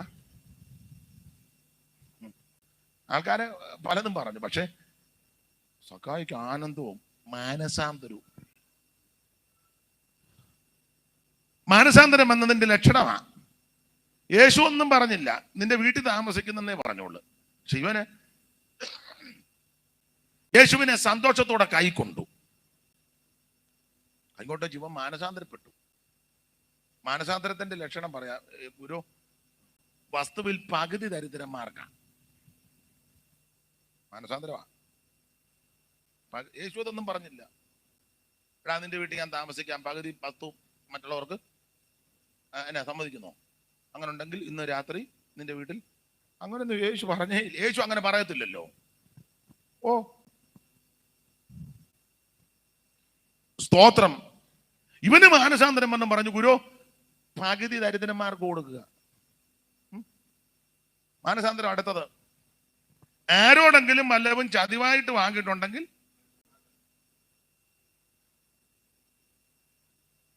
അതാ മാനസാന്തരം. നമുക്ക് മാനസാന്തരം വേണ്ടുമ്പോ അപ്പുറം ഒരു ദരിദ്രൻ കിടക്കുക, അവനെയും കൂടെ പറിച്ചു മാറ്റിച്ച് അതുകൂടെ കിട്ടുകാരനെ മതിൽ കുറച്ചുകൂടെ ഒന്ന് ഇറക്കുകയും ചെയ്യായിരുന്നു. വഴിക്ക് വീതി. അതാ നമ്മുടെ മാനസാന്തരം. സ്തോത്രം. ആട്ടെ, ഞാൻ ചിലക്ക് ഒരു വല്ലായ്മ പോലെ തോന്നുന്നു. വെറുതെ എന്തിനാ, നിർത്തിയേക്കാം, ആ ഭാഗം വിട്ടേക്കാം. ശരി, മാനസാന്തരം, വീണ്ടും ജനനം. സ്തോത്രം. എലീശായുടെ മാനസാന്തരം അങ്ങനെ ആയിരുന്നു. 12 കാളെ വെച്ച് ഉഴുതോണ്ടിരിക്കുക. ധനാഢ്യനാ, 12 കാള. പുള്ളി ലാസ്റ്റ് ഉണ്ട്. ഏലിയാവ്, എന്റെ ഭാഷയാ, കുട്ടനാടൻ ഭാഷ, പരമ്പയെ കൂടെ. അന്നേരം കണ്ടത്തിലാണ്ട് ഒരുത്തനെ 12 കാളെ വെച്ച് ഉഴുന്നു. ഉടനെ തന്നെ പുറപ്പെടുത്ത്, സൂക്ഷം പുറപ്പ് അവന്റെ പുറത്ത്. നമ്മളന്ന് വൈകുന്നേരം വരെ എറിഞ്ഞാലും ഒരു പുറപ്പും അവന്റെ ദേഹത്ത് നമുക്ക് ഉന്നമില്ലല്ലോ. ഇവിടെ നമ്മൾ പറയും ദീർഘവർഷങ്ങളാണ് ഞാൻ പുതപ്പെറുകയാണ്. ഒറ്റയോരുത്തന്റെ ദേഹത്ത് വീണിട്ടില്ല. പുള്ളി പുതപ്പിട്ട ഉടനെ എലീശായുടെ പുതപ്പ് വീണ ഉടനെ പുള്ളി ഉഴവങ്ങ് നിർത്തി. പുള്ളിക്ക് മനസ്സിലായി ഇത് വിളിയാ. നമ്മളാണെ പുതപ്പ് പുതച്ചോണ്ട് പിന്നെ ഉഴുക. ദൈവം തന്നതായി തണുപ്പത്ത് പുതപ്പൂടെ. എലീശായുടെ മാനസാന്തരം കറക്റ്റാ. അന്നേരം ഉഴവങ്ങ് നിർത്തി, കരക്കോട്ട് കയറി, കാളെ കണ്ടിച്ചു. ഈ പണിക്കിനി ഇല്ലെന്നാ കലപ്പയും വെട്ടി കയറി. നമ്മളന്ന് കാളെ ഒറ്റയ്ക്കും കൊടുക്കും, കലപ്പ കന്നാലിക്കൂടിന്റെ മേളിലും എടുത്തു വെക്കും. അഥവാ എന്തേലും കുമ്പനാട്ടോ മുളക്കൊടയിലോ പുനലൂരോ ചെന്ന് അഥവാ ഒരു പരിവക്കാണ് തിരിച്ചു വന്ന്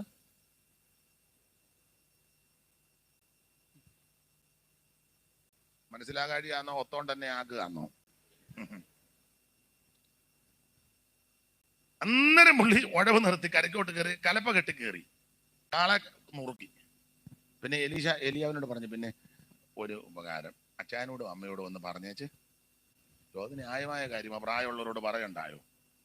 പുള്ളി പറഞ്ഞേച്ച് വരാന്ന് പറഞ്ഞ് ചിതിരിച്ചു വന്നെന്നുള്ളതാ. നമ്മൾ പിന്നെ തിരിച്ച് ആ വഴിക്ക് മാനസാന്തരം ശരിയാ. സ്തോത്രം.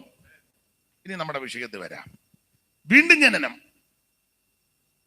അപ്പോൾ നിങ്ങൾ വിഷയം വിട്ടുപോകരുത്. നിങ്ങൾ ചിന്തിക്കുന്നത് ഞാൻ പറഞ്ഞ് പുള്ളി വിഷയമെല്ലാം വിട്ടുപോയി മറന്നു. അല്ലല്ല, കൗലടയം കയറിയ കാര്യമായി പറഞ്ഞു വരുന്നത്. യഹൂദ ഗോത്രത്തിൽ കൗലടയം കയറി. യഹൂദയ്ക്ക് മരുമകളാകുന്ന താമാറിൽ കൂടി 2 പിള്ളേര് ജനിച്ചു. അത് കൗലടയന്മാരാ. കൗലടയൻ യഹോവയുടെ സഭയിൽ പ്രവേശിക്കരുത്. അതുകൊണ്ട് യഹൂദയ്ക്ക് നിന്ന് പ്രാരംഭത്തിൽ രാജാവിനെ എഴുന്നേക്കാൻ ഒക്കത്തില്ല. ഈ ശാപം കിടക്കുക, കൗലടയന്റെ ശാപം. 10 തലമുറ. അപ്പൊ യഹൂദയിൽ നിന്ന് രാജാവ് വരേണ്ടത്. പക്ഷെ ആദ്യം വന്നത് എവിടുന്നാ? ബെന്യാമീൻ ഗോത്രത്തിൽ നിന്നാ. യഹൂദയിൽ നിന്ന് എന്തുകൊണ്ട് വന്നില്ല? അതാ കൗലടയം കയറിയത് കൊണ്ട്. ബെന്യാമീൻ ഗോത്രത്തിൽ നിന്ന് എന്തുകൊണ്ടാ വന്നത്?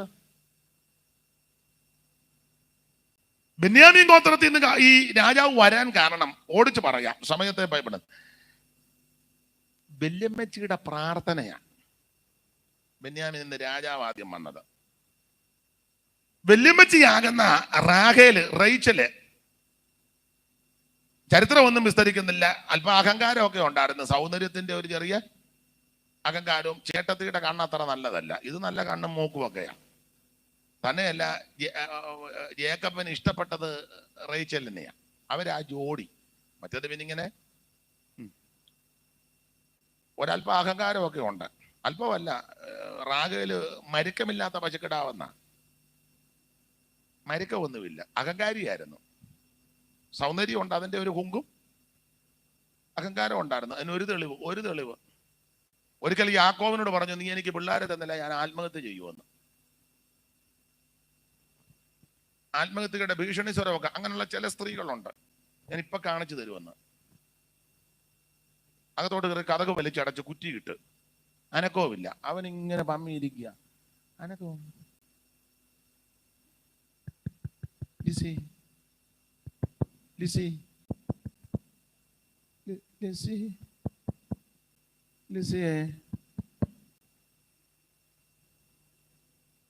അവള് ഫാൻ നന്നായിട്ട് ഇടച്ച് കിടന്ന് ഉറങ്ങുക.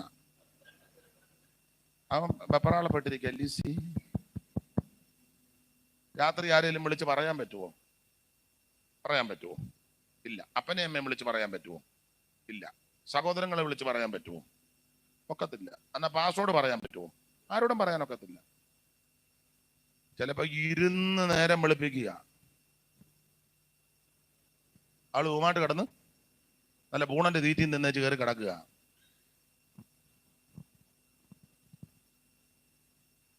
നേരം വെള്ളത്തപ്പോ അവള് സുഖമായിട്ട് ഇറങ്ങിയേച്ച് വന്ന് അവൻ സെറ്റ് ചെയ്യുന്ന കണ്ണും മുഖം എല്ലാം ഇടിപ്പിച്ച്. നിങ്ങൾക്ക് മനസ്സിലാകാഴിയാണോ അതോ നിങ്ങൾ പറയാം പാസ്റ്റർ ആ കാര്യം കുറച്ചുകൂടെ പറ, അവളും വന്നിട്ടുണ്ട്, അവൾ എന്നെ അങ്ങനെ ഒന്ന് പണ്ട് ചെയ്തു. ഞാൻ പറയുമ്പോഴാ പ്രശ്നം. പാസ്റ്റർ പറഞ്ഞു നന്നായിട്ട് പറ, അവള് കേൾക്കട്ടെ, ഇന്നെങ്കിലും ഗുണപ്പെടുന്നെങ്കിൽ.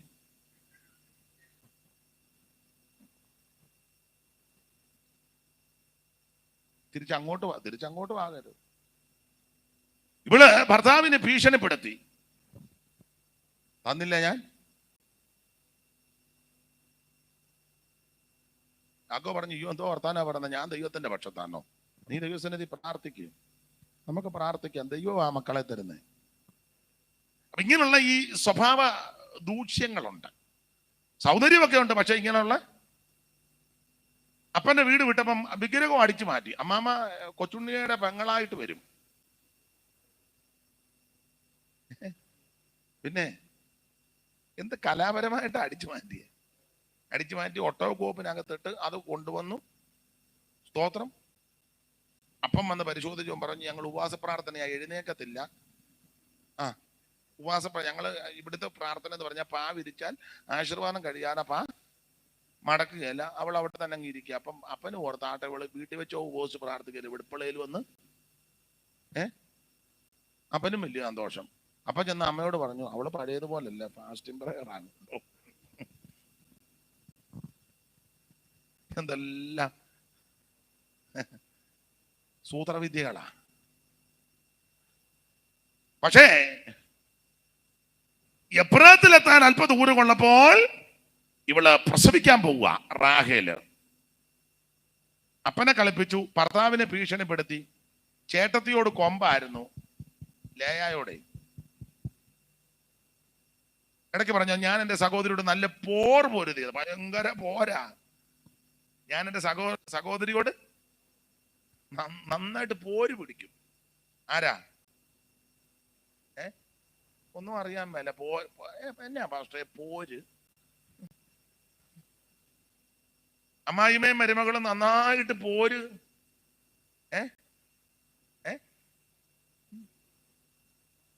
ഇപ്പൊ പ്രാർത്ഥന ആയതുകൊണ്ടെല്ലാം പമ്മി ഇങ്ങനെ പോരറിയത്തില്ലേ?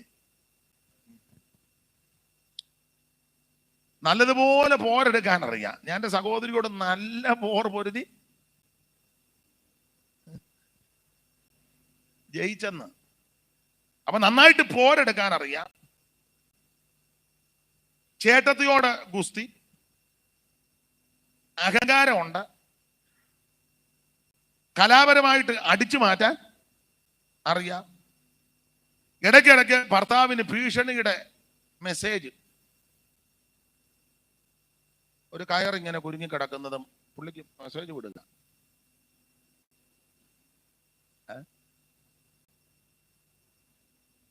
മനസ്സിലാകുന്നില്ല.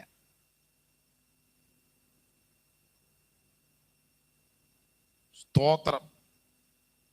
ഭീഷണിപ്പെടുത്തുക. എന്നെ എല്ലാവർക്കും ഒരു ആട്ടെ വിവരിക്കുന്നില്ല. ഇങ്ങനെയൊക്കെയുള്ള കുഴപ്പടിയുണ്ട്. പക്ഷേ എബ്രാത്തിലെത്താൻ അല്പ ദൂരമുള്ളപ്പോൾ ഇവള് പ്രസവിക്കുക. ആ പ്രസവത്തോടുകൂടി ഒരു ആൺകുട്ടിയെ കിട്ടി. അവൾ അവനെ ബെനോനി, ദുഃഖത്തിന്റെ വേദനയുടെ പുത്രൻ. അവന്റെ അപ്പനുടനെ അവന് ബെന്യാമീൻ, വലങ്കയുടെ പുത്രൻ പേരിട്ടു. ഈ പ്രസവത്തോടുകൂടി റാഹേൽ മരിക്കുക. വേദപണ്ഡിതാക്കൾ പറയുന്നത്, നിങ്ങൾ അമ്മമാരും പെങ്ങന്മാരും വിദ്യാഭ്യാസം ഉള്ളവരും ആതുര ശുശ്രൂഷ രംഗത്തും ചിലപ്പം പരിചയസമ്പന്നത കാണും. പ്രസവത്തോടുകൂടി ഇവള് മരിക്കുക. അതിനെപ്പറ്റി പറയുന്നത് ഈ ബ്ലഡ് പൂർണ്ണമായിട്ട് പോയി, അങ്ങനെ മരിക്കുന്നത്. കഠിനവേദന എന്നൊരു പദം ബൈബിളിലുണ്ട്. ഇവിടെ മരണത്തോട് ബന്ധപ്പെട്ട് കഠിനവേദന. ബ്ലഡ് പോയിക്കൊണ്ടിരിക്കുക. ജീവൻ രക്തത്തിലാ, ജീവൻ ഇങ്ങനെ പോവുക, ബ്ലഡ് നിൽക്കുന്നില്ല. ഞാൻ ഭയത്തോടാ ഇത് സംസാരിക്കുന്നത്. എല്ലാവരും അങ്ങനെ തന്നെ ആയിട്ടെ. ഏത് വിഷയത്തിൽ അപ്പനോട് കള്ളം പറഞ്ഞോ ആ വിഷയത്തിൽ ദൈവം പിടികൂടുക.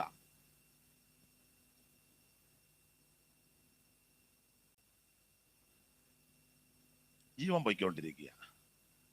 അപ്പൊ ഇവക്ക് മനസ്സിലായി ഇനി അധിക നേരം ജീവിതമില്ല. ആ സമയത്ത് ഇവള് ദൈവസന്നിധിയിൽ ഏറ്റു പറഞ്ഞ് കരഞ്ഞ് നിലവിളിച്ച് ദൈവത്തോട് കാര്യമെല്ലാം പറഞ്ഞു. യിരെമ്യാ പ്രവചനത്തിന്റെ 30-ാം അധ്യായത്തിലല്ലയോ നമ്മൾ വായിക്കുന്ന, റാമയിൽ ഒരു ശബ്ദം കേൾക്കാൻ, റാഗേൽ തന്റെ മക്കളെ ചൊല്ലി കരയുന്നു. അവർക്കില്ലായ്കയാൽ, അങ്ങനല്ലേ വാക്യം? കണ്ടോ മോളെ? റാമയിൽ ഒരു ശബ്ദം കേൾക്കാൻ, റാഗേൽ തന്റെ മക്കളെ ചൊല്ലി കരയുന്നു, അവർക്കില്ലായ്കയാൽ. കണ്ടില്ല? റാമയിൽ ഒരു ശബ്ദം കേട്ടു, കരച്ചിലും വലിയ നിലവിളിയും തന്നെ. മക്കളെ ചൊല്ലി കരയുക, മരിക്കാൻ പോവാ, മക്കളെ ചൊല്ലി കരയാൻ കാര്യം പറയാം.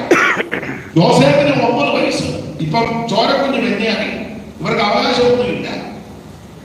രൂബേന് ജ്യേഷ്ഠാവകാശം, ശിമയോന്റെ പ്രസ്ഥാനം, ലേവിക്ക് പൗരോഹിത്യം, യഹൂദന്റെ രാജത്വം. 11-ാമത്തെ അവകാശമൊന്നും നല്ലത് കിട്ടാനില്ല. ബെന്യാമീൻ ചോരക്കുഞ്ഞ, അമ്മ മരിക്കാൻ പോവുക. അപ്പൊ ആകെ കൂടെ ചിന്തിച്ചപ്പോ ലേയായുടെ പിള്ളേർക്ക് പദവിയെല്ലാം പോയി, ഇവള് മരിക്കാൻ പോവുക, കൊച്ചുങ്ങൾക്ക് നല്ല അവകാശവും ഇല്ല. ഒന്നുകൂടെ വായിച്ച ആ പദം.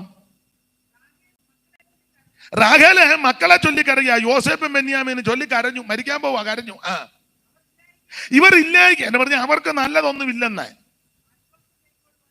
അവർക്ക് നല്ല അവകാശങ്ങൾ ഇല്ലാത്തത് കൊണ്ട് ആശ്വസിക്കാൻ ഒക്കുന്നില്ല. അടുത്തത്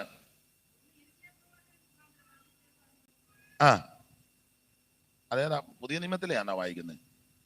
പഴയ നിയമത്തിലെ വായിച്ചു, അവിടെ അത് എഴുതിയേക്കുന്നത്.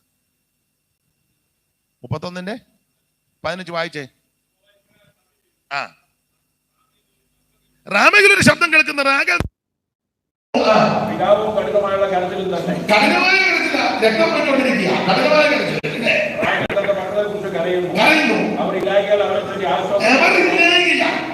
അവർക്കില്ല, നല്ല അവകാശങ്ങളൊന്നും കിട്ടാനില്ല. രൂപേന് ജ്യേഷ്ഠാവകാശം, ശിമയോന്റെ പ്രസ്ഥാനം, ലേവിക്ക് യഹൂദക്ക് രാജത്വം പോയി, മെയിൻ എല്ലാം ചേട്ടത്തിന്റെ പിള്ളേർക്ക് പോയി, ഇവിടെ പിള്ളേർക്കൊന്നും ഇല്ല. അതുകൊണ്ട് കരയുക, തന്നെ അമ്മ മരിക്കാൻ പോവുക. അടുത്ത വാക്യം.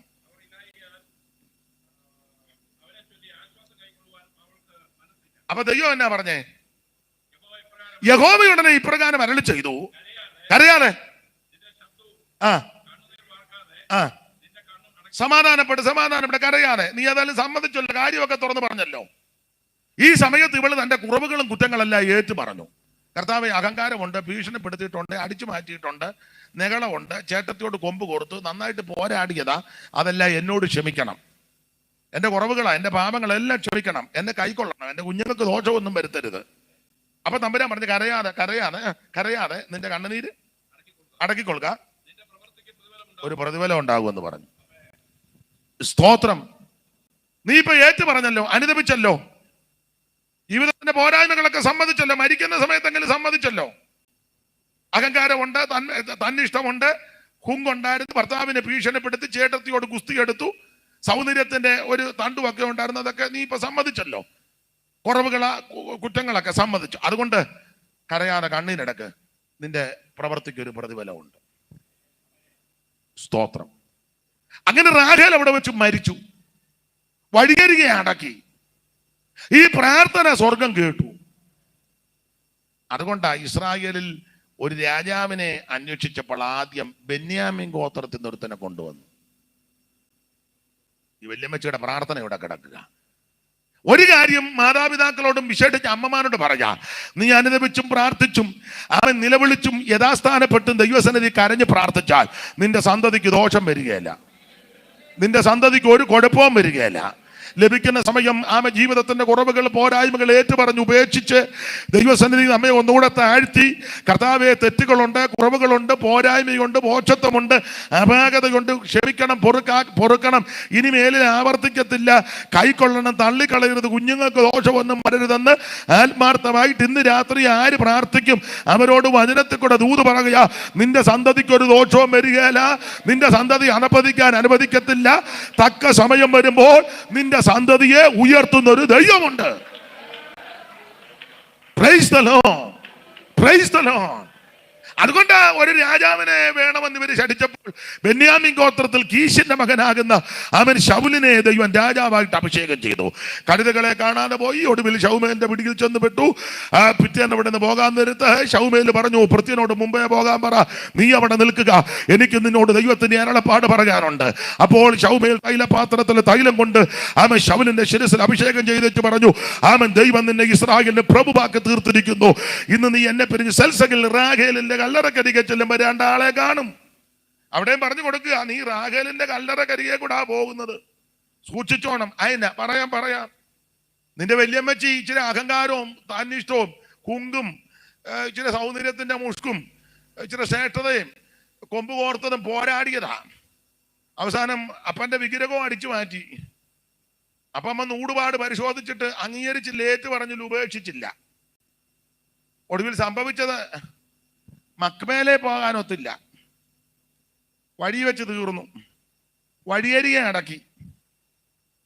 ശൗലിനോട് പറയാ, നീയും പ്രമാണം കാക്കാതെ, പ്രതിഷ്ഠയില്ലാതെ, വ്യവസ്ഥയില്ലാതെ, അനുസരിക്കാതെ പോയാൽ വല്യമ്മച്ചിയുടെ ഗതി വരരുത്. അതുകൊണ്ട് കല്ലറ കണ്ടേച്ച് വേണം അങ്ങോട്ടൊന്ന്. അല്ല, കല്ലറയിൽ പോയി മെഴുകുതിരി കത്തിക്കാനല്ല പറഞ്ഞേ. ഇന്ന് കാര്യമല്ല, ഓർത്തെന്നാ ഒരു കൂടി മെഴുകുതിരി വല്യമ്മച്ചി ഞങ്ങൾക്ക് വേണ്ടി പ്രാർത്ഥിക്കണമേ.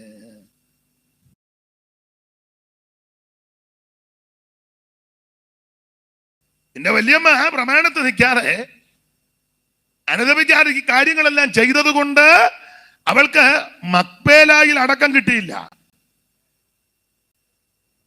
ഇതിനെപ്പറ്റിയൊക്കെ പഠിച്ചിട്ടുള്ളത് പറയുന്നത്, ഈ റാഹേലിനെ അടക്കിയെടുത്ത് നാണ്ട് 100 മൈലൂടെ ചെന്ന മക്പേലായി ചെല്ല ഒത്തില്ല.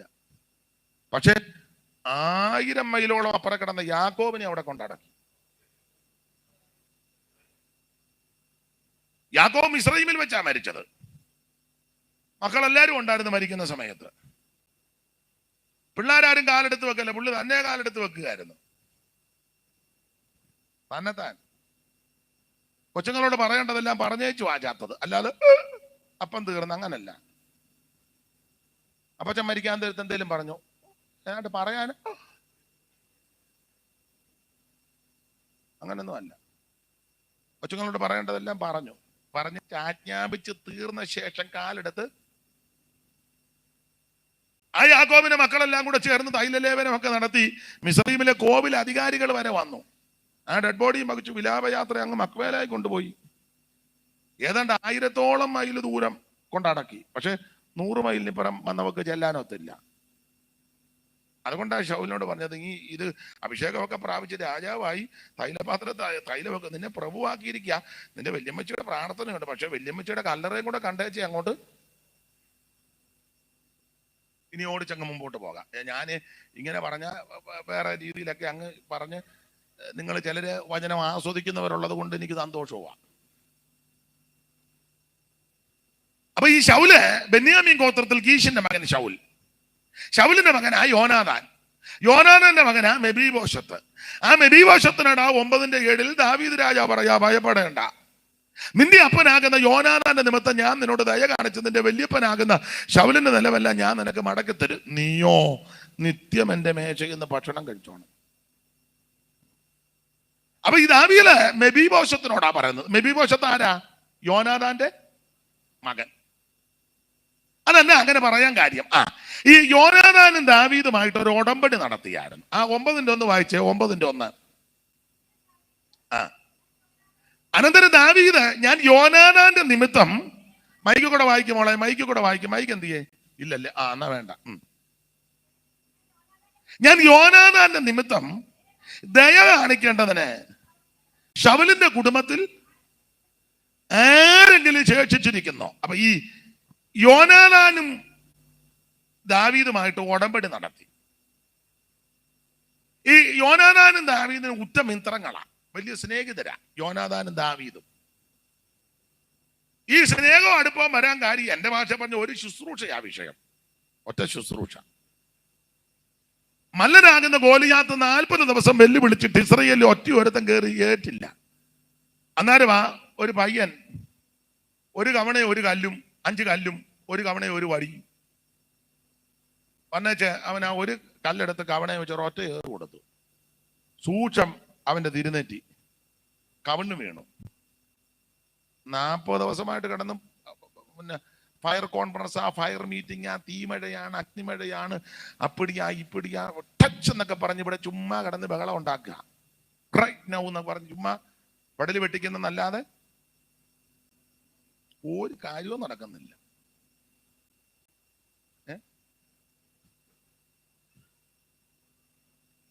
അന്നേരം ഇവനെ വലിയ വെപ്രാളം വന്ന് വലിയ ചെറുക്കൻ വന്നേച്ച് നോക്കിയപ്പോ നല്ല നെടുപ്പത്ത് നിൽക്കുക. അവന് കൃപയെ നിന്നേച്ച് സഞ്ചിയിൽ നിന്ന് ഒരു കല്ലെടുത്ത് കവണയെ വെച്ച് വീശി ഒറ്റ ഏറ് കൊടുത്ത് സൂക്ഷം തിരുനെറ്റിക്ക് കവണ് വീണു. അന്തം വിട്ടു പോയില്ലായിരുന്നു. കവണ് വീണ ഉടനെ ഫോട്ടോ എടുക്കാൻ പോവല്ലായിരുന്നു. അവൻ ഓടി അങ്ങോട്ട്, പയ്യനല്ലേ, ഓടി, എന്റെ ഭാഷയാ, ഓടി അങ്ങോട്ട് ചെന്ന് ഈ ഗോലിയാത്തിന്റെ നെഞ്ചത്ത് കയറി വെച്ച് അവന്റെ ഉറയിൽ നിന്ന് അവന്റെ വാള് തന്നെ വലിച്ചൂരി പടലിഞ്ഞു വെട്ടി. ഈ കാഴ്ച യോനാഥാനെ പിടിച്ച് കുലുക്കി. അപ്പന് നല്ല തോൾപ്പൊക്കം ഉള്ളതുണ്ട്, ഭയങ്കര കുടുംബക്കാരാ, ഭയങ്കര തോൾപ്പൊക്കം ഉണ്ട്, കാശുണ്ട്, കീശിന്റെ മകനാ, പക്ഷെ ശുശ്രൂഷയ്ക്ക് കൊള്ളുകയില്ല. എടുപ്പൊക്കെ ഭയങ്കര, നമ്മൾ പറയാം നല്ല ഫിഗറാ, ആശീർവാദം പറയാൻ അറിയാൻ മേല, അങ്ങനെയുള്ളവരുണ്ട്. ആ ഇരിപ്പും പോക്കും കണ്ട നമ്മളവർക്ക് ഒരു 9 ആശീർവാദം ഒന്നിച്ച് പറയുമെന്ന്. പണ്ടൊരാളോട് പറഞ്ഞ ആശീർവാദം പറയാം, പുള്ളി പറഞ്ഞ ആശീർവാദം. ഒന്ന് അടുത്തിരുന്ന് ചൊവ്വനെ പറ, ചൊവ്വൻ ആശീർവാദം. പുള്ളിക്ക് ഇതെന്നാന്ന് അറിയാൻ വേണ്ടി.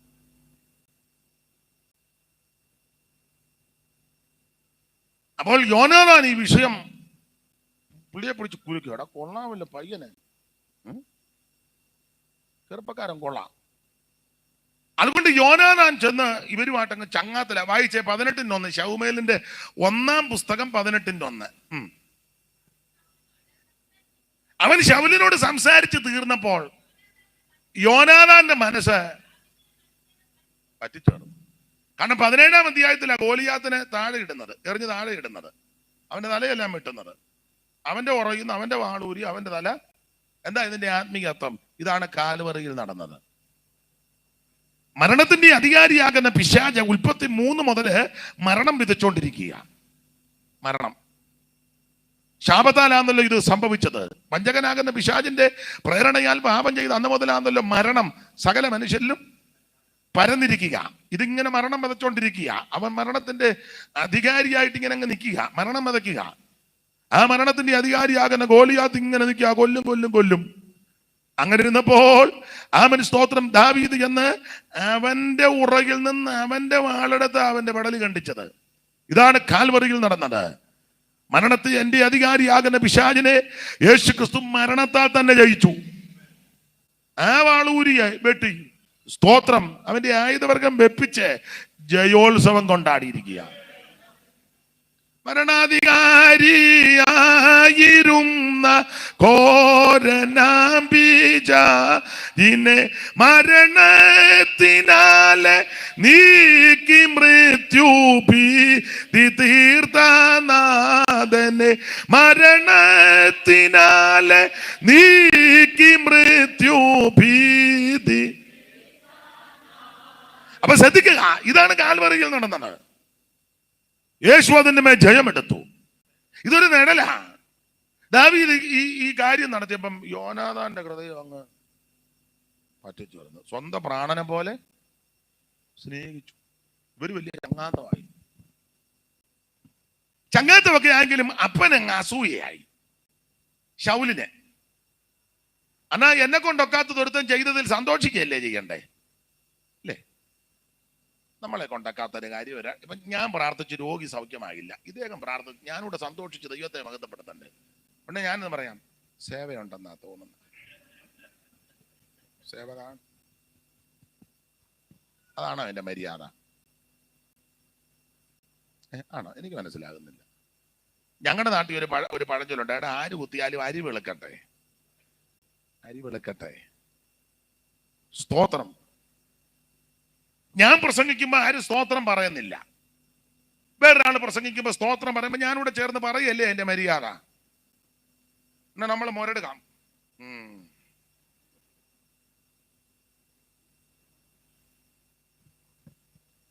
ഇതൊന്നും ഒരു നല്ല സ്വഭാവമല്ല. എന്നെ കൊണ്ടക്കാത്തത് വേറൊരാൾ ചെയ്യുമ്പോൾ സന്തോഷിക്കണം. ദൈവനാമം മഹത്വപ്പെടട്ടെ, അല്ലേ എന്റെ മര്യാദ? ഇയാള് 40 ദിവസം നിന്ന് ഗ്ലോറി വിക്ടറി കാൽവറി എന്നൊക്കെ പറഞ്ഞ് ഉമ്മ ചാടിയതല്ലാതെ ഒരു പ്രയോജനം ഉണ്ടായില്ല. അപ്പൊ ചെറുക്കൻ വന്ന് അവനെ തല്ലിക്കൊന്നു, അവന്റെ കടുത്തും കണ്ടിച്ചു, സന്തോഷിക്കല്ലേ വേണ്ടത്? ഇയാളുടനെ ഇടയ്യ നിന്ന് ഇടയ്യ മാത്രമല്ല, കയ്യിലൊരു കുന്തമുണ്ട്, എപ്പ കണ്ടാലും കുത്തും. എപ്പ കണ്ടാലും ഈ ആത്മീകനും ജഡീകനും, ഞാൻ പകല് പറഞ്ഞല്ലോ അബ്രഹാമിനോട് ബന്ധപ്പെട്ട്, ഇവിടെ ഉണ്ട് ആത്മീകനും ജഡീകനും. ദാവീദ് ആത്മീകനാ, ശൗല് ജഡീകനാ. ജഡീകന്റെ കയ്യിൽ എന്തുവാ? കുന്തം. ആത്മീയന്റെ കയ്യിൽ എന്നാ? കിന്നരം. നാളൊരാൾ പറഞ്ഞത് കിന്നാരമാണ്.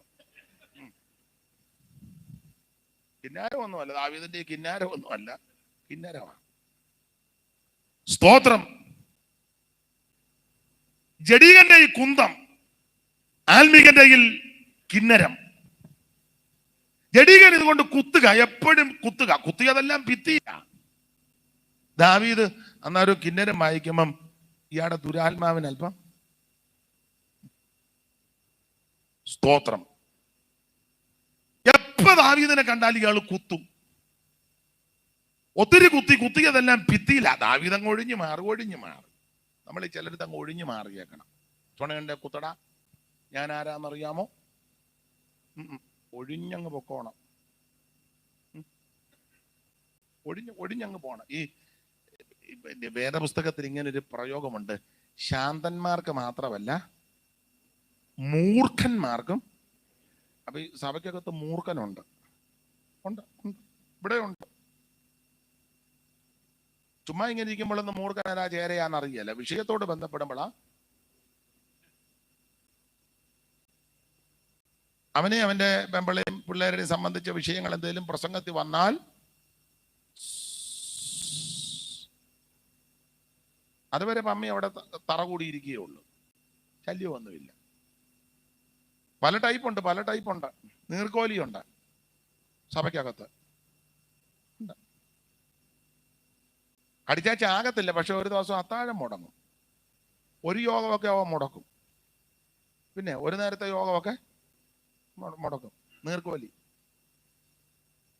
ചേരയുണ്ട്, കടിക്കത്തില്ല, കയറി ചുറ്റും. എന്നെ പറയാമല്ലോ, ഉപദേശി അന്ന് അറ്റാക്ക് വരും. ഈ ചുറ്റും വരവും കാണുമ്പോഴേ സ്പീഡിൽ പിടിച്ച് കയറി ചുറ്റും നമ്മൾ എന്നെ അറിയാവുന്ന ഉപദേശി നിന്നാ മതി. കയറി വന്നതുപോലെ തന്നെ ഇച്ചിരി കഴിയുമ്പോൾ സഭയ്ക്കകത്ത് ഇതൊക്കെ ഉണ്ട്. മൂർഖനുണ്ട്, എപ്പോഴും ഇല്ല. അവനോട് ബന്ധപ്പെട്ട എന്തെങ്കിലും വിഷയം വരുമ്പോ പയ്യെ 10 വിടർത്തി. അന്നേരം ഞങ്ങൾ പാസ്റ്റർമാര് മകടി ഊതും. 3 ദിവസത്തെ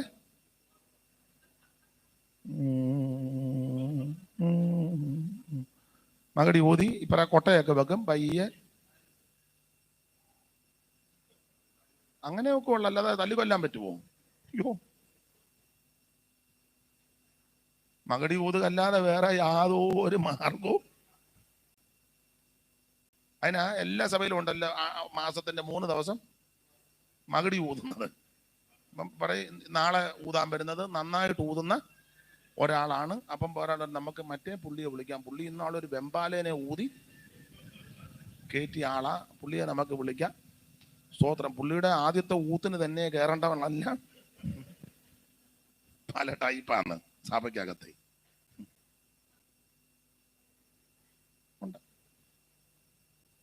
പല ഇനം ഉണ്ടെന്ന് നിങ്ങൾക്ക് അറിയാം. ഞാൻ കേട്ടിട്ടേ ഉള്ളൂ. ചിലതിനങ്ങ് ചേനത്തണ്ടൻ ഉണ്ട്. ചേനത്തണ്ടൻ അണലി പല ടൈപ്പ് ഉള്ളതിലും അത് ചേനത്തണ്ടൻ ചാകത്തില്ല. കടിക്കുന്ന ഭാഗം ആണ്ടോടാണ്ടക്ക് പൊട്ടി കളിക്കും. എല്ലാ വർഷവും പ്രശ്നം ഉണ്ടാക്കുന്ന ചില ആൾക്കാരില്ലേ, ചേനത്തണ്ടനാ. ഒരു വഴക്ക, അയ്യോ കഴിഞ്ഞ കൊല്ലവും പുള്ളി ഇതുപോലെ തന്നെ ഉടനെ പഴയ ആൾക്കാർ ആരും തലേക്കൊല്ലോ ഇത് തന്നെ ആയിരുന്നു കൊണ്ടു. അപ്പൊ ഇവനെ ചേനത്തണ്ടനാ കൊണ്ടെന്ന് ഇതിനകത്ത്. സ്തോത്രം. പിന്നെ മുമ്പേ പറഞ്ഞ പോലെ കൊണ്ട് രാജവമ്പാല എപ്പോഴും വരത്തില്ല, വല്ലപ്പോഴും.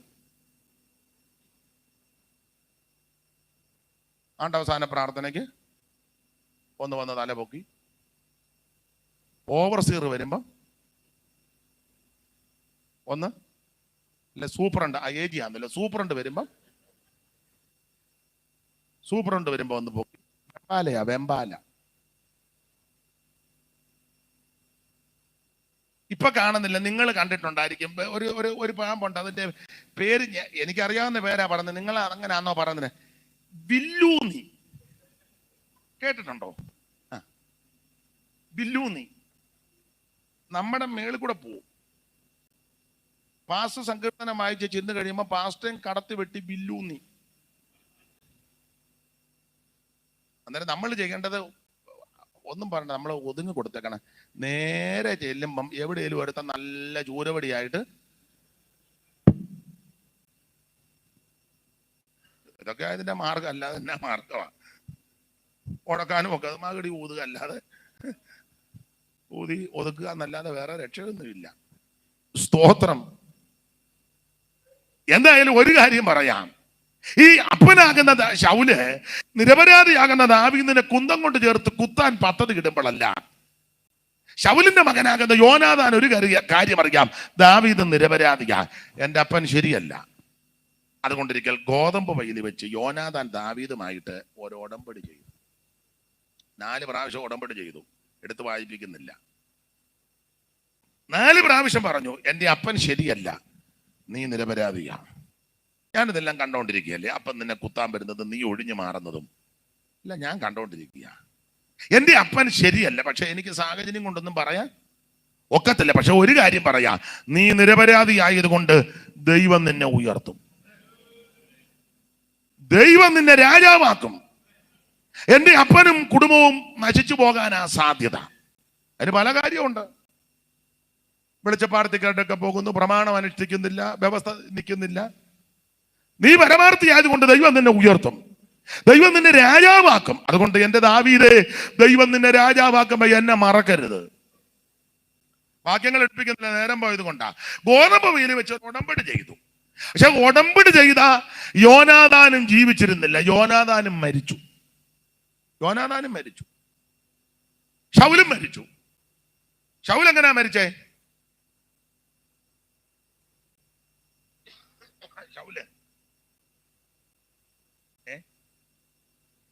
ശൗല് മരിച്ചോ? പക്ഷേ ഞാൻ അറിഞ്ഞില്ല, അടക്കത്തിനും പോയില്ല. ശൗൽ എങ്ങനെയാ മരിച്ചേ? വാള്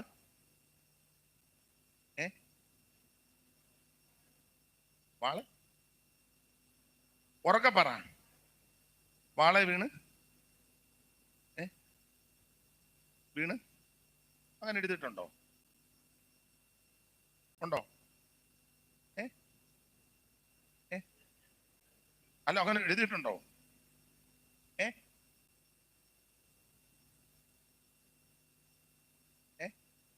ഉണ്ടോ? 2 വയസ്സ് സ്കൂളിൽ പഠിച്ചതല്ലേ, വായിക്കും. മിത്രപുരത്തും പഠിച്ചതാ, മുളക്കടയിലും വന്ന് പഠിച്ചതാ.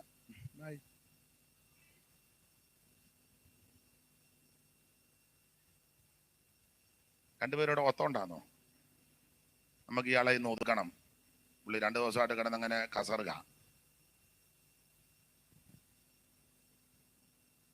ശാമുവേലിന്റെ 1-ാം പുസ്തകം 31-ന്റെ 1 മുതൽ ഉറക്ക വായിക്കണം.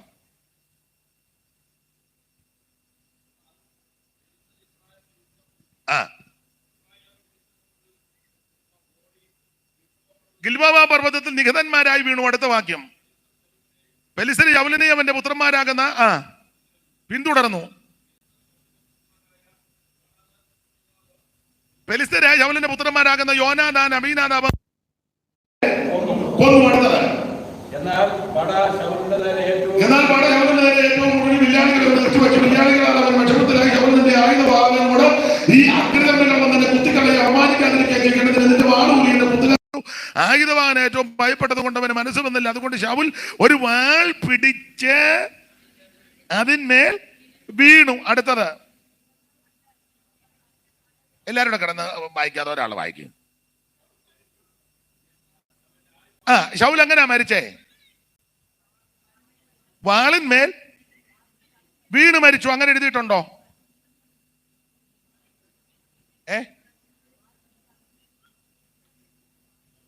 ശൗൽ എങ്ങനെ മരിച്ചു? വാളിന്മേൽ അതിന്മേൽ വീണു. മരിച്ചത് എങ്ങനാ? മരിച്ചത് എങ്ങനാന്ന്? വാളിന്മേൽ വീണ് മരിച്ചു. അങ്ങനെ എഴുതിയിട്ടുണ്ടോ?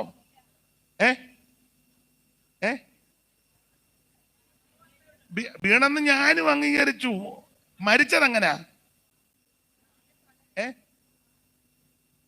വാള് പിടിച്ച് വീണാ പിന്നെ ചാകുകയല്ലോ.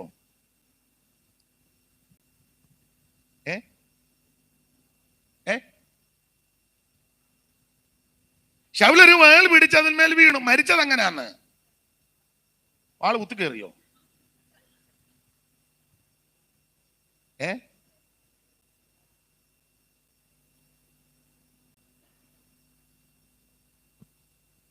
ശൗൽ തന്റെ ആയുധവാഹകനോട് ഈ അഗ്രചർമ്മികൾ വന്ന് എന്നെ കുത്തിക്കളകി അപമാനിക്കാതിരിക്കുകയും ചെയ്യേണ്ടതിന് നിന്റെ വാളൂരി എന്നെ കുത്തുക എന്ന് പറഞ്ഞു. ആയുധവാഹകൻ ഏറ്റവും ഭയപ്പെട്ടത് കൊണ്ട് മനസ്സ് വന്നില്ല.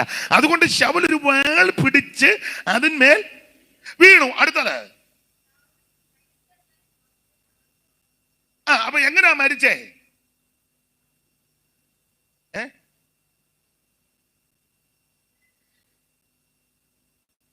ഇപ്പൊ മരിച്ചില്ലേ? ഇതുവരെ മരിച്ചെന്ന് പറഞ്ഞിട്ട്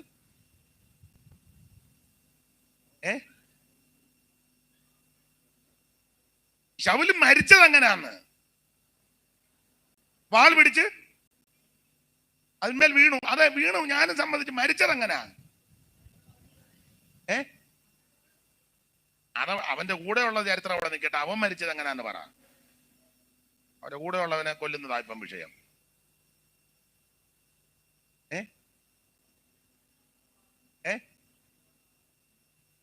രക്തം പോയാൽ ചാകും. പിന്നെ രക്തം പോയാൽ പിന്നെ ചാടി എഴുന്നേക്കും. ഇനി ഇങ്ങോട്ട് നോക്ക, സമയം പോകുന്നു. ശമൂവേലിന്റെ 1-ാം പുസ്തകം പഠിച്ചാൽ വാൾ പിടിച്ച് അതിന്മേൽ വീണ് മരിച്ചെന്ന് തോന്നുന്നു. ഒന്നുകൂടെ ആ വാക്യം വായിച്ച. ആയുധവാഹകൻ ഏറ്റവും ഭയപ്പെട്ടത് കൊണ്ട് അവന്റെ മനസ്സ് വന്നില്ല.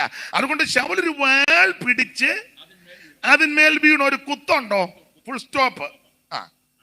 അടുത്ത സെന്റൻസ് ആണ് ശൗൽ മരിച്ചു വന്ന ആയുധവാഹകൻ കണ്ടു. അപ്പം ശൗൽ ഒരു വാൾ പിടിച്ച് അതിന്മേൽ വീണു. ഫുൾ സ്റ്റോപ്പ്, കുത്ത്. അടുത്ത സെന്റൻസ് ശൗൽ മരിച്ചു വന്ന ആയുധവാഹകൻ എന്തിനായി കുത്ത്? ഇച്ചിരി ഇടയുണ്ടായിരുന്ന ഇട നികത്താനാ കുത്ത് ആണോ? ഇച്ചിരി വിടവുണ്ട്, ചുമ്മാ ഒരു വിടവ് കിടക്കണ്ടെന്ന ഒരു കുത്ത്. ഉൽപ്പത്തി 1:1 എടുത്തേ.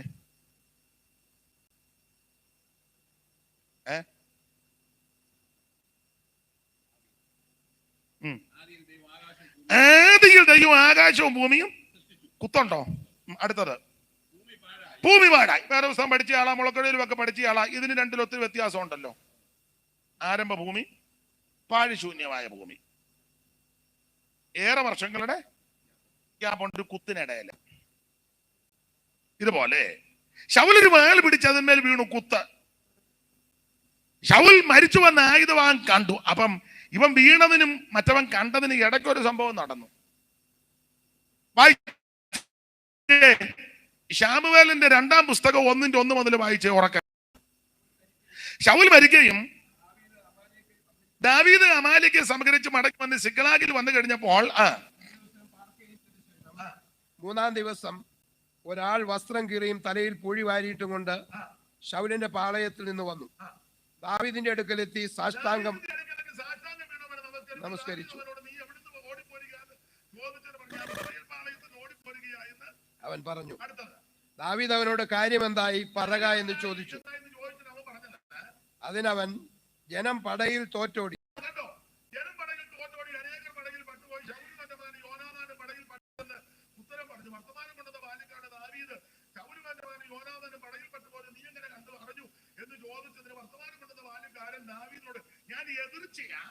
ഗിൽബോവ പർവ്വതത്തിലേക്ക് ചെന്നപ്പോൾ ശൗൽ തന്റെ കുന്തത്തിന്മേൽ ചാരി നിൽക്കുന്നതും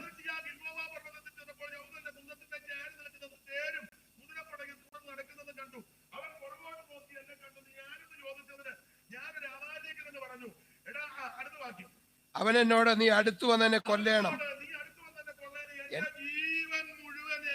ഇരിക്കെ കൊണ്ട് എനിക്ക് പരിഭ്രമം പിടിച്ചിരിക്കുന്നു എന്ന് പറഞ്ഞു. അതുകൊണ്ട് ഞാൻ അടുത്തു എന്ന് അവനെ കൊന്നു.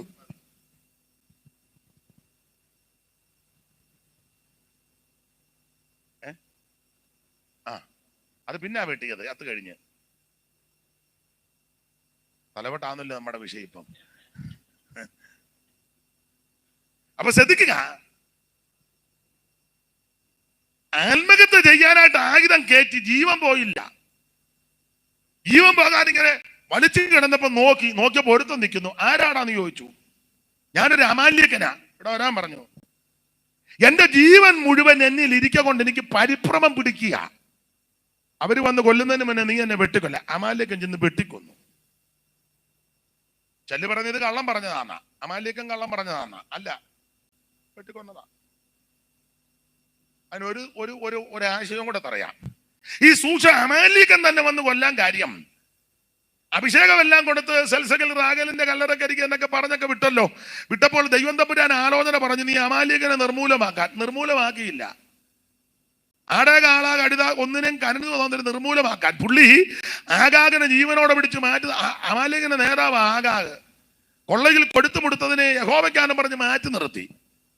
അതുകൊണ്ട് മാറ്റി നിർത്തി അമാല്യക്കൻ തന്നെ ഒടുവിൽ വന്ന് വെട്ടിക്കൊന്നു. സ്തോത്രം.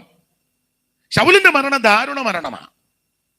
ശൗല് മരിച്ചത് കൊണ്ട് ദാവീദ് വിലാപകാവ്യം പാടി. ശൗമേലിന്റെ 2-ാം പുസ്തകം 1-ാം അധ്യായത്തിന്റെ 17 മുതൽ അവൻ യഹൂദ മക്കളെ ധനുർഗീതം അഭ്യസിപ്പിക്കുവാൻ കൽപ്പിച്ചു. അത് ശൂരന്മാരുടെ പുസ്തകത്തിൽ എഴുതി, ഇസ്രായേലെ നിന്റെ പ്രതാപമായവൻ നിന്റെ ഗിരികളെ നിഹതന്മാരായി പട്ടുപോയത് എങ്ങനെ ഗത്തിൽ പ്രസിദ്ധപ്പെടുത്തരുത്, അസ്കലോൻ വീഥികൾ ഘോഷിക്കരുത്, പെലിസ്ത്യപുത്രിമാർ സന്തോഷിക്കരുത്, അഗ്രജനമകളുടെ കന്യകമാർ ഉല്ലസിക്കരുത്, ഗിൽബോവ പർവ്വതങ്ങളെ നിങ്ങളുടെ മേൽ മഞ്ഞോ മഴയോ വഴിപാട് നിലകളോ ഉണ്ടാകാതിരിക്കട്ടെ. അവിടെയല്ലോ വീരന്മാരുടെ പരിച എറിഞ്ഞു കളഞ്ഞത്, ശൗലിന്റെ തൈലാഭിഷേകമില്ലാത്ത പരിച. അതുകൊണ്ട് 60-ാം സങ്കീർത്തനം, നീ ദേശത്തെ നടുക്കി ഭിന്നിപ്പിച്ചു. ശൗലിന്റെ മരണത്തിൽ ദേശം നടുങ്ങി. ദാരുണ മരണം. അപ്പൊ ശൗല് മരിച്ചു, യോനാഥാനും മരിച്ചു. യോനാഥാനും ശൗലും മരിച്ചെങ്കിലും ദാവീദ് ഉടമ്പടി തെറ്റിച്ചില്ല. ദാവീദ് അതുകൊണ്ടാണ് ചോദിച്ചത്, ഞാൻ യോനാഥാന്റെ നിമിത്തം ദയ കാണിക്കാൻ ആ കുടുംബത്തിൽ ആരേലും ഉണ്ടോ? ഇനി ഓടിച്ചങ്ങ് നിർത്താം. ഞാനിങ്ങനെ പ്രസംഗിച്ചാൽ ഇനി നിൽക്കും. ദൈവകൃപയിൽ ശരണപ്പെട്ട്.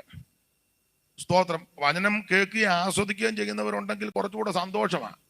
അപ്പൊ എനിക്ക് വചനം പ്രകാശിക്കുകയും ഒക്കെ ചെയ്യും. കുറച്ചുകൂടെ എനിക്കും വിടുതല.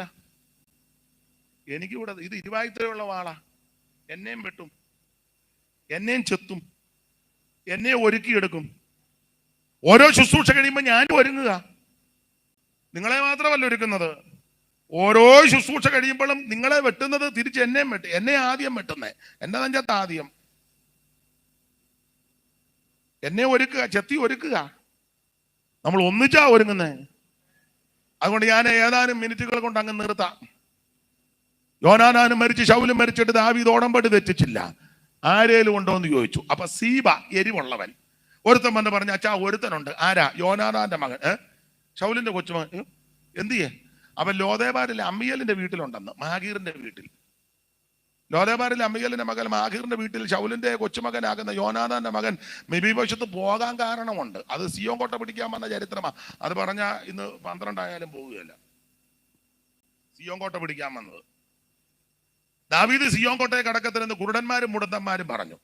അപ്പൊ ദാവീദ് പറഞ്ഞു, അങ്ങനെ കുരുടനെയും മുടന്തനെ ആദ്യം തട്ടാൻ. അപ്പൊ സിയോൻ കോട്ടയ്ക്കകത്തുള്ള കുരുടന്മാരും മുടന്തന്മാരും ദാവീദിനെ പേടിച്ച് സിയോൻ കോട്ട വിട്ടുപോയി. അക്കൂട്ടത്തിലാ മെഫീബോശത്ത് ലോദേവാരി പോയത്. രണ്ടു കാലം മുടന്ത. ഒടുവിൽ ദാവീദ് ചോദിച്ചു അവനെ ഇഞ്ഞു കൊണ്ടുവരാൻ. അധികം വിവരിക്കുന്നില്ല. അങ്ങനെ രണ്ടു കാലം മുടന്തിയ യോനാഥാന്റെ മകൻ മെഫീബോശത്തിനെ ആ ലോദേബാർ എന്ന് പറഞ്ഞാൽ വരണ്ട സ്ഥലം, അവിടുന്ന് പൊക്കിയെടുത്ത് മഹാരാജാവിന്റെ കൊട്ടാരത്തിൽ കൊണ്ടുവന്ന് നിർത്തി കാണുകയില്ല, ഇരുത്തി. ഇവൻ ഇരുന്ന് കഴിഞ്ഞപ്പോ അന്തം വിട്ടുപോയി. അപ്പനെ കൊന്ന് വല്യപ്പനെ കൊന്ന് കുടുംബം മുഴുവൻ കുളം തോണ്ടി. ദൈവമേ, വരണ്ട സ്ഥലത്ത് മുടന്തി കിടന്നിട്ട് അവിടെയും കിടത്തുകയല്ലേ? കൊല്ലാനാന്നോ അറക്കാനാന്നോ തിന്നാനാന്നോ കണ്ടിക്കാനാന്നോ വിൽക്കാനാന്നോ ഓടാനും ഒക്കത്തില്ലല്ലോ. എന്റെ ദൈവമേ, ഇവനകത്ത് പേടിച്ച് പരാക്രമം എടുത്ത് അകത്ത് പേടി കയറിയപ്പോൾ മുഖത്ത് പ്രതിഫലിച്ചു. ദാവീദിന്റെ മുഖത്തോട്ട് നോക്കി മനസ്സിലായി ഇവൻ പേടിച്ചരണ്ടിരിക്കുക. അതുകൊണ്ടാ 9:7 പറഞ്ഞത്, ഭയപ്പെടേണ്ട, നിന്നെ കൊല്ലാനോ വിൽക്കാനോ തിന്നാനോ കണ്ടിക്കാനോ ഒന്നും കൊണ്ടുവന്നതല്ല. നിന്റെ അപ്പനാകുന്ന യോനാഥാന്റെ നിമിത്തം ഞാൻ നിന്നോട് ദയ ചെയ്യാൻ പോവാ. നിന്നെ കൊല്ലാൻ കൊണ്ടുവന്നതല്ല, നശിപ്പിക്കാൻ കൊണ്ടുവന്നതല്ല, മുടിച്ചു കളയാൻ കൊണ്ടുവന്നതല്ല. നിന്റെ അപ്പനാകുന്ന യോനാഥാന്റെ നിമിത്തം ഞാൻ നിന്നോട് ദയ ചെയ്യാൻ പോകയാ. എന്നിട്ടോ നിന്റെ വല്യപ്പന്റെ നിലമെല്ലാം ഞാൻ നിനക്ക് മടക്കി തരും. എന്നിട്ട് പറയാ, നീയോ നിത്യം എന്റെ മേശയിൽ നിന്ന് ഭക്ഷണം കഴിക്കണം എന്ന് പറഞ്ഞാൽ നിന്റെ മുടന്ത് വിഷയമല്ല, നിന്റെ ബലഹീനത വിഷയമല്ല, നിന്റെ വരണ്ട അനുഭവങ്ങൾക്ക് മാറ്റം വരുത്താൻ പോകയാ. നീ വന്നിരിക്കുന്നത് മഹാരാജാവിന്റെ കൊട്ടാരത്തിലാ. നീ വരണ്ട സ്ഥലത്താ കിടന്നത്. മുടന്തി കിടന്നവനെ പാപത്തിന്റെ മുടന്ത് പേറി, ശാപത്തിന്റെ മുടന്ത് പേറി, നിരാശയുടെ മുടന്ത് പേറി, തകർച്ചയുടെ മുടന്ത് പേറി, എല്ലാവരാലും വെറുക്കപ്പെട്ട് എനിക്ക് ഇനി ആരുമില്ല, അനാഥത്വം പേറി, അപ്പനില്ല, വല്യപ്പനില്ല, കുടുംബം എല്ലാം നശിച്ചു, എനിക്ക് ഓഹരിയില്ല, എല്ലാം നഷ്ടപ്പെട്ട് രണ്ടു കാലം മുടന്തി, ആർക്കും എന്നെ വേണ്ട, അയ്യോ ഇനി ആരും എന്നെ ഗവനിക്കുന്നില്ല എന്നോർത്തല്ലേ നീ കിടന്നത്. അല്ലല്ലല്ല, നിന്നോട് ദയ ചെയ്യാൻ പോകയാ.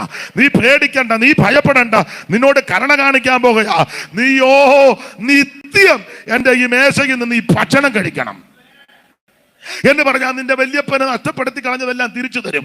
എന്താ ഇതിലെ ആത്മീക ദൂതം? 1-2 പറഞ്ഞങ്ങ് നിർത്തുക. അവൻ ആദിപിതാവാകുന്ന ആദം മുഖാന്തരം മാനവകുലത്തിന് നഷ്ടപ്പെട്ടു പോയ പിതൃസ്വത്ത് മുഴുവൻ ഒടുക്കത്തെ ആദാമാകുന്ന യേശുക്രിസ്തു മുഖാന്തരം നമുക്ക് തിരികെ തരും. അതാ പറഞ്ഞു നിന്റെ വല്യപ്പൻ നഷ്ടപ്പെടുത്തിയതെല്ലാം തിരിച്ചു തരിക എന്ന്. പാപത്തിന്റെ മുടന്ത്, ശാപത്തിന്റെ മുടന്ത്, നിരാശയുടെ മുടന്ത്, വരണ്ട അനുഭവങ്ങളിൽ കിടന്ന് എന്നെയും നിന്നെയും കോരിയെടുത്ത് ഇവിടെ കൊണ്ടുവന്നെന്ന്. ഈ കൊട്ടാരം ഏതാണെന്നറിയാമോ? സഭയാകുന്ന കൊട്ടാരമാ, ദൈവസഭയാകുന്ന കൊട്ടാരമാ. ഈ കൊട്ടാരത്തിൽ നിന്നെ കൊണ്ടുവന്നു. നീ മാനസാന്തരപ്പെട്ട് രക്ഷിക്കപ്പെട്ട് സ്നാനപ്പെട്ട് അഭിഷേകം പ്രാപിച്ച് തിരുമേശയെടുത്ത് വേർപാട് പാലിച്ച് കൂട്ടായ്മ ആചരിച്ച് പ്രാർത്ഥന കഴിച്ച് ഓരോ ദിവസവും ദൈവത്തോടും മനുഷ്യരോടും കുറ്റമറ്റ മനസാക്ഷിയോട് മാനസാന്തരപ്പെട്ട് നീ ഇതിനകത്ത് ജീവിക്കണം ഈ കൊട്ടാരത്തിൽ. അങ്ങനെ ജീവിക്കുമ്പോൾ നഷ്ടപ്പെട്ടു പോയതെല്ലാം നിനക്ക് തിരികെ തരും. നിന്റെ വരണ്ട അനുഭവങ്ങളെല്ലാം മാറ്റിത്തരും. അവൻ വരണ്ടടുത്ത് കിടക്കേണ്ടവളല്ല. അവൻ നിന്റെ മുടന്ത് മാറ്റി നിനക്ക് രാജഭോജനം തരാൻ പോവുക.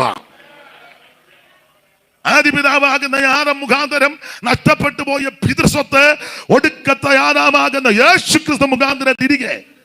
എന്തൊക്കെയാണ് നഷ്ടപ്പെട്ടത്? വാക്യങ്ങൾ എടുപ്പിക്കുന്നില്ല. ആദിപിതാവ് മുഖാന്തരം നഷ്ടപ്പെട്ടു. ഒന്ന്, അധികാരം നഷ്ടപ്പെട്ട. അധികാരം അതിനാ ഈയോടി എല്ലാത്തിനും സൃഷ്ടിച്ചു തമ്പുരാൻ ആറാമിനോട് പറഞ്ഞ് പേരിടാൻ. ആറാമിന്റെ മുന്നിൽ കൂടെ വരുത്തി ഓരോന്നിനെ ആന തൂത്തച്ച് പേരിട്ട് ആന പോ, കടുവ, പുലി പോ, എല്ലാം. പിന്നെ കാരണം പറയാം, പാവമില്ല. ഈ സിംഹവും കരടിയ ആനയെല്ലാം പച്ചലയാ തിന്നുന്നത്. സിംഹത്തിന് ഇപ്പൊ ഇച്ചിരി പച്ചല കൊണ്ട് കൊടുക്കാവോ? കടുവായോട് പറയാ, ഇന്ന് ഇച്ചിരി കൊന്നേല പറയണ്ട, കടുവ പറഞ്ഞോളും ബാക്കി. കാരണം പാപം നിമിത്തമായിട്ട് ഹിംസജന്തുക്കളായി തീർന്നത്. പാപമില്ലാഞ്ഞത് കൊണ്ട് ഇതെല്ലാം അനുസരണവും വിധേയത്വവും ഉണ്ടായിരുന്നേ, അധികാരം ഉണ്ടായിരുന്നു. അധികാരം നഷ്ടപ്പെട്ടു പാപം വന്നപ്പം. അതല്ലേ ഇപ്പൊ പറഞ്ഞ ആന ഇറങ്ങുന്നുണ്ട് പാസ്റ്ററുമായിട്ട് പോകണ്ടെന്ന്. അധികാരം പോയത് കൊണ്ടാ. ആനവന്റെ ആ നിഷ്കർമ്മക്ഷത്വത്തിൽ ഞാനതിലെ ചെല്ലുമ്പോ ആന നിൽക്കാൻ, എന്തോ ഇവിടെ നിൽക്കുന്ന, ഞാൻ അങ്ങോട്ട് പൊക്കോട്ടെ, ആട്ടെ, തുമ്പിക്കൈ കൊണ്ട് ടാറ്റായും തരും. ഇന്നോ അരിക്കമ്പൻ ടാറ്റ തരുമോ? അങ്ങോട്ട് ചെന്നാ മതി. സ്തോത്രം. അധികാരം നഷ്ടപ്പെട്ടു. എന്നാൽ ഒടുക്കത്തെ ആദാമാകുന്ന യേശുക്രിസ്തു മുഖാന്തരം അധികാരം നമുക്ക് തിരികെ കിട്ടും. സിംഹവും പുള്ളിപ്പുലിയും ചെന്നായി എല്ലാം ഒന്നിച്ച് മേയുവന്ന്, നഷ്ടപ്പെട്ടു പോയത് തിരികെ തരുമെന്ന്. പാട്ടൊക്കെ വരുന്നുണ്ട്, പാടുന്നില്ല, അങ്ങ് പറഞ്ഞു വിടുക. കാട്ടുപാമ്പോട് ഒത്തു മേളിക്കും കുട്ടികൾ, എന്നാൽ വാട്ടമില്ല കാട്ടുപുലികളും ആട്ടും കൂട്ടവും ഒന്നിച്ച് മേയുമെന്ന്. ഇനി അപ്പൊ നഷ്ടപ്പെട്ടു പോയ അധികാരം തിരിച്ചു തരും. 2, പറുദീസ നഷ്ടപ്പെട്ടു, രണ്ടുപേരെയും പുറത്താക്കിയല്ലോ, അത് വീണ്ടും തരും. ആ പറുദീസയിൽ നമ്മളെ കൊണ്ടുചെല്ലും. തെളിവ്, ക്രൂശിൽ കടന്ന ദുഷ്പ്രവൃത്തി കണ്ട് പറഞ്ഞു, ഇന്ന് നീ എന്നോടുകൂടെ കൊണ്ടുപോകും, ചെല്ലും. 3-ാം സ്വർഗത്തോളം എടുക്കപ്പെട്ടു. ഇങ്ങനെ പറുദീസയോളം. സ്തോത്രം, അത് തിരികെ കിട്ടും.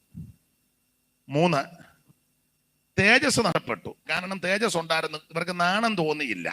അന്ന് പാപം ചെയ്തപ്പോൾ നാണം തോന്നി. അതുകൊണ്ട് അമ്മാമ ഒരു മിടിയും അച്ചായനൊരു ബർമുടായും പെട്ടെന്ന് അത്തിയല കൊണ്ട് ദൈവം ഇറങ്ങി വന്നപ്പോൾ 2 പേര് സാറ്റ് കളിക്കുക.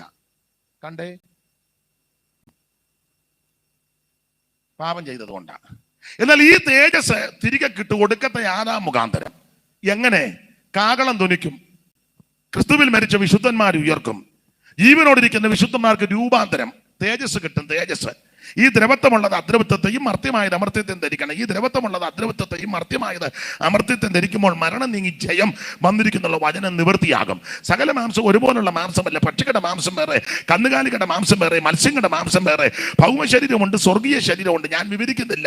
ഭൗമ ശരീരങ്ങളുടെ തേജസ് വേറെ, സ്വർഗീയ ശരീരങ്ങളുടെ തേജസ്. സൂര്യന്റെ തേജസ് വേറെ, ചന്ദ്രന്റെ തേജസ് വേറെ, നക്ഷത്രങ്ങളുടെ തേജസ് വേറെ. നക്ഷത്രവും തേജസ് കൊണ്ട് ഭേദമുണ്ട്. മരിച്ചവരുടെ പുനരുത്ഥാനം ഔവണ്ണം തന്നെ. നഷ്ടപ്പെട്ടു പോയത് പിതൃസ്വത്ത് തിരിച്ചു തരുമെന്ന്.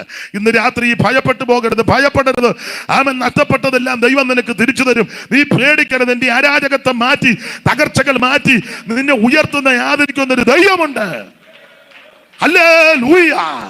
നിന്നെ ആദരിക്കുന്ന ഒരു ദൈവമുണ്ട്, നിന്നെ സഹായിക്കുന്ന ദൈവമുണ്ട്, മാനിക്കുന്ന ഒരു ദൈവമുണ്ട്. എല്ലാവരും അല്പസമയം പ്രാർത്ഥിച്ചാട്ടെ.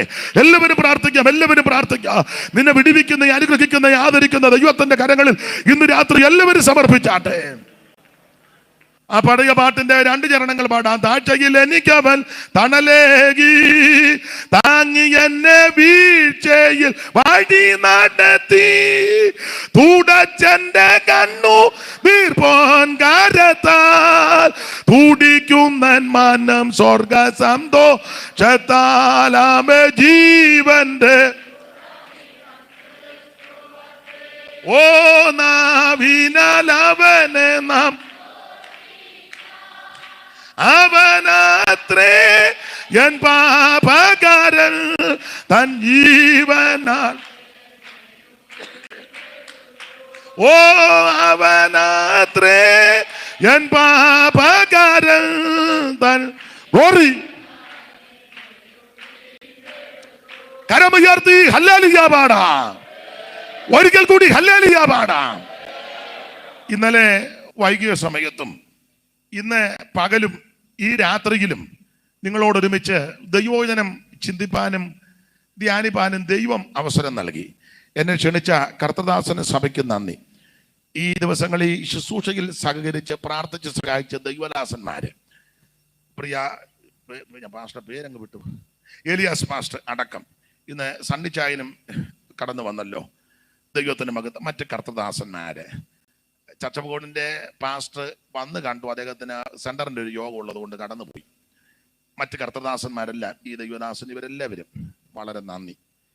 ഇന്ന് ഇച്ചിരി സമയം മുമ്പോട്ട് പോയി, എനിക്കറിയാം. അപ്പം എന്നാലും നിങ്ങൾ ഇടയാതെ ഉടക്കുണ്ടാക്കാതെ സഹകരിച്ചല്ലോ, വളരെ നന്ദി. ഓർക്കുമ്പോൾ എന്നെ ഓർത്ത് പ്രാർത്ഥിക്കണം. കർത്താവിൻ്റെ വരവ് താമസിച്ചാൽ ദൈവം അനുവദിച്ചാൽ കാണാം. ഇവിടെ മുനിയറയിലും അതിനപ്പുറമൊക്കെ കൺവെൻഷന് വിളിച്ചിട്ടുണ്ട്. ദൈവം അനുവദിച്ചാൽ നമുക്ക് കർത്താവ് വരാൻ താമസിച്ചാൽ ഒന്നിച്ചു കൂടാം. ഓർക്കുമ്പം എനിക്ക് വേണ്ടിയും പ്രാർത്ഥിക്കണം. ഈ ദിവസങ്ങളിലൊക്കെ യാത്രയും ശുശ്രൂഷയുണ്ട്, ശക്തമായ പോരാട്ടങ്ങളും ഉണ്ട്. ദൈവമക്കൾ പ്രാർത്ഥിക്കണം. നിങ്ങളുടെ എല്ലാം വിലപ്പെട്ട പ്രാർത്ഥന അപേക്ഷിക്കുന്നു. എല്ലാത്തിനും നന്ദി. കർത്താവിൻ്റെ വരവിനായിട്ടൊരുങ്ങാം. പാസ്റ്ററിനോട് സാക്ഷ്യം പറയണമെന്ന് പറഞ്ഞു, വചനം പ്രകാശിച്ച് അങ്ങനെ അങ്ങ് പോയതാ. ആട്ടെ, ദൈവം അനുവദിച്ചാൽ നമുക്ക് സാക്ഷി ഇത്രയേ ഉള്ളൂ. മഹാഭാവിയായിരുന്നു, യേശു രക്ഷിച്ചു. ഇത്രേ ഉള്ളൂ. കുടുംബാവിയായിരുന്നു, യേശു രക്ഷിച്ചു. ഇപ്പൊ സമാധാനവും സന്തോഷവും ഉണ്ട്, പ്രത്യാശയുണ്ട്. നിങ്ങളും അത് അനുഭവിച്ചു മുന്നോട്ട് പോക്കോണം. ഇതിൽ നിന്ന് ആരും പിന്മാറരുത്. ധൈര്യത്തോടെ നിൽക്കണം, ഭയപ്പെടരുത്. ദൈവത്തെ ഭയപ്പെട്ട് അവൻ്റെ വഴികൾ നടക്കാം. ദൈവം നിങ്ങളെല്ലാം അനുഗ്രഹിക്കട്ടെ. Thank you.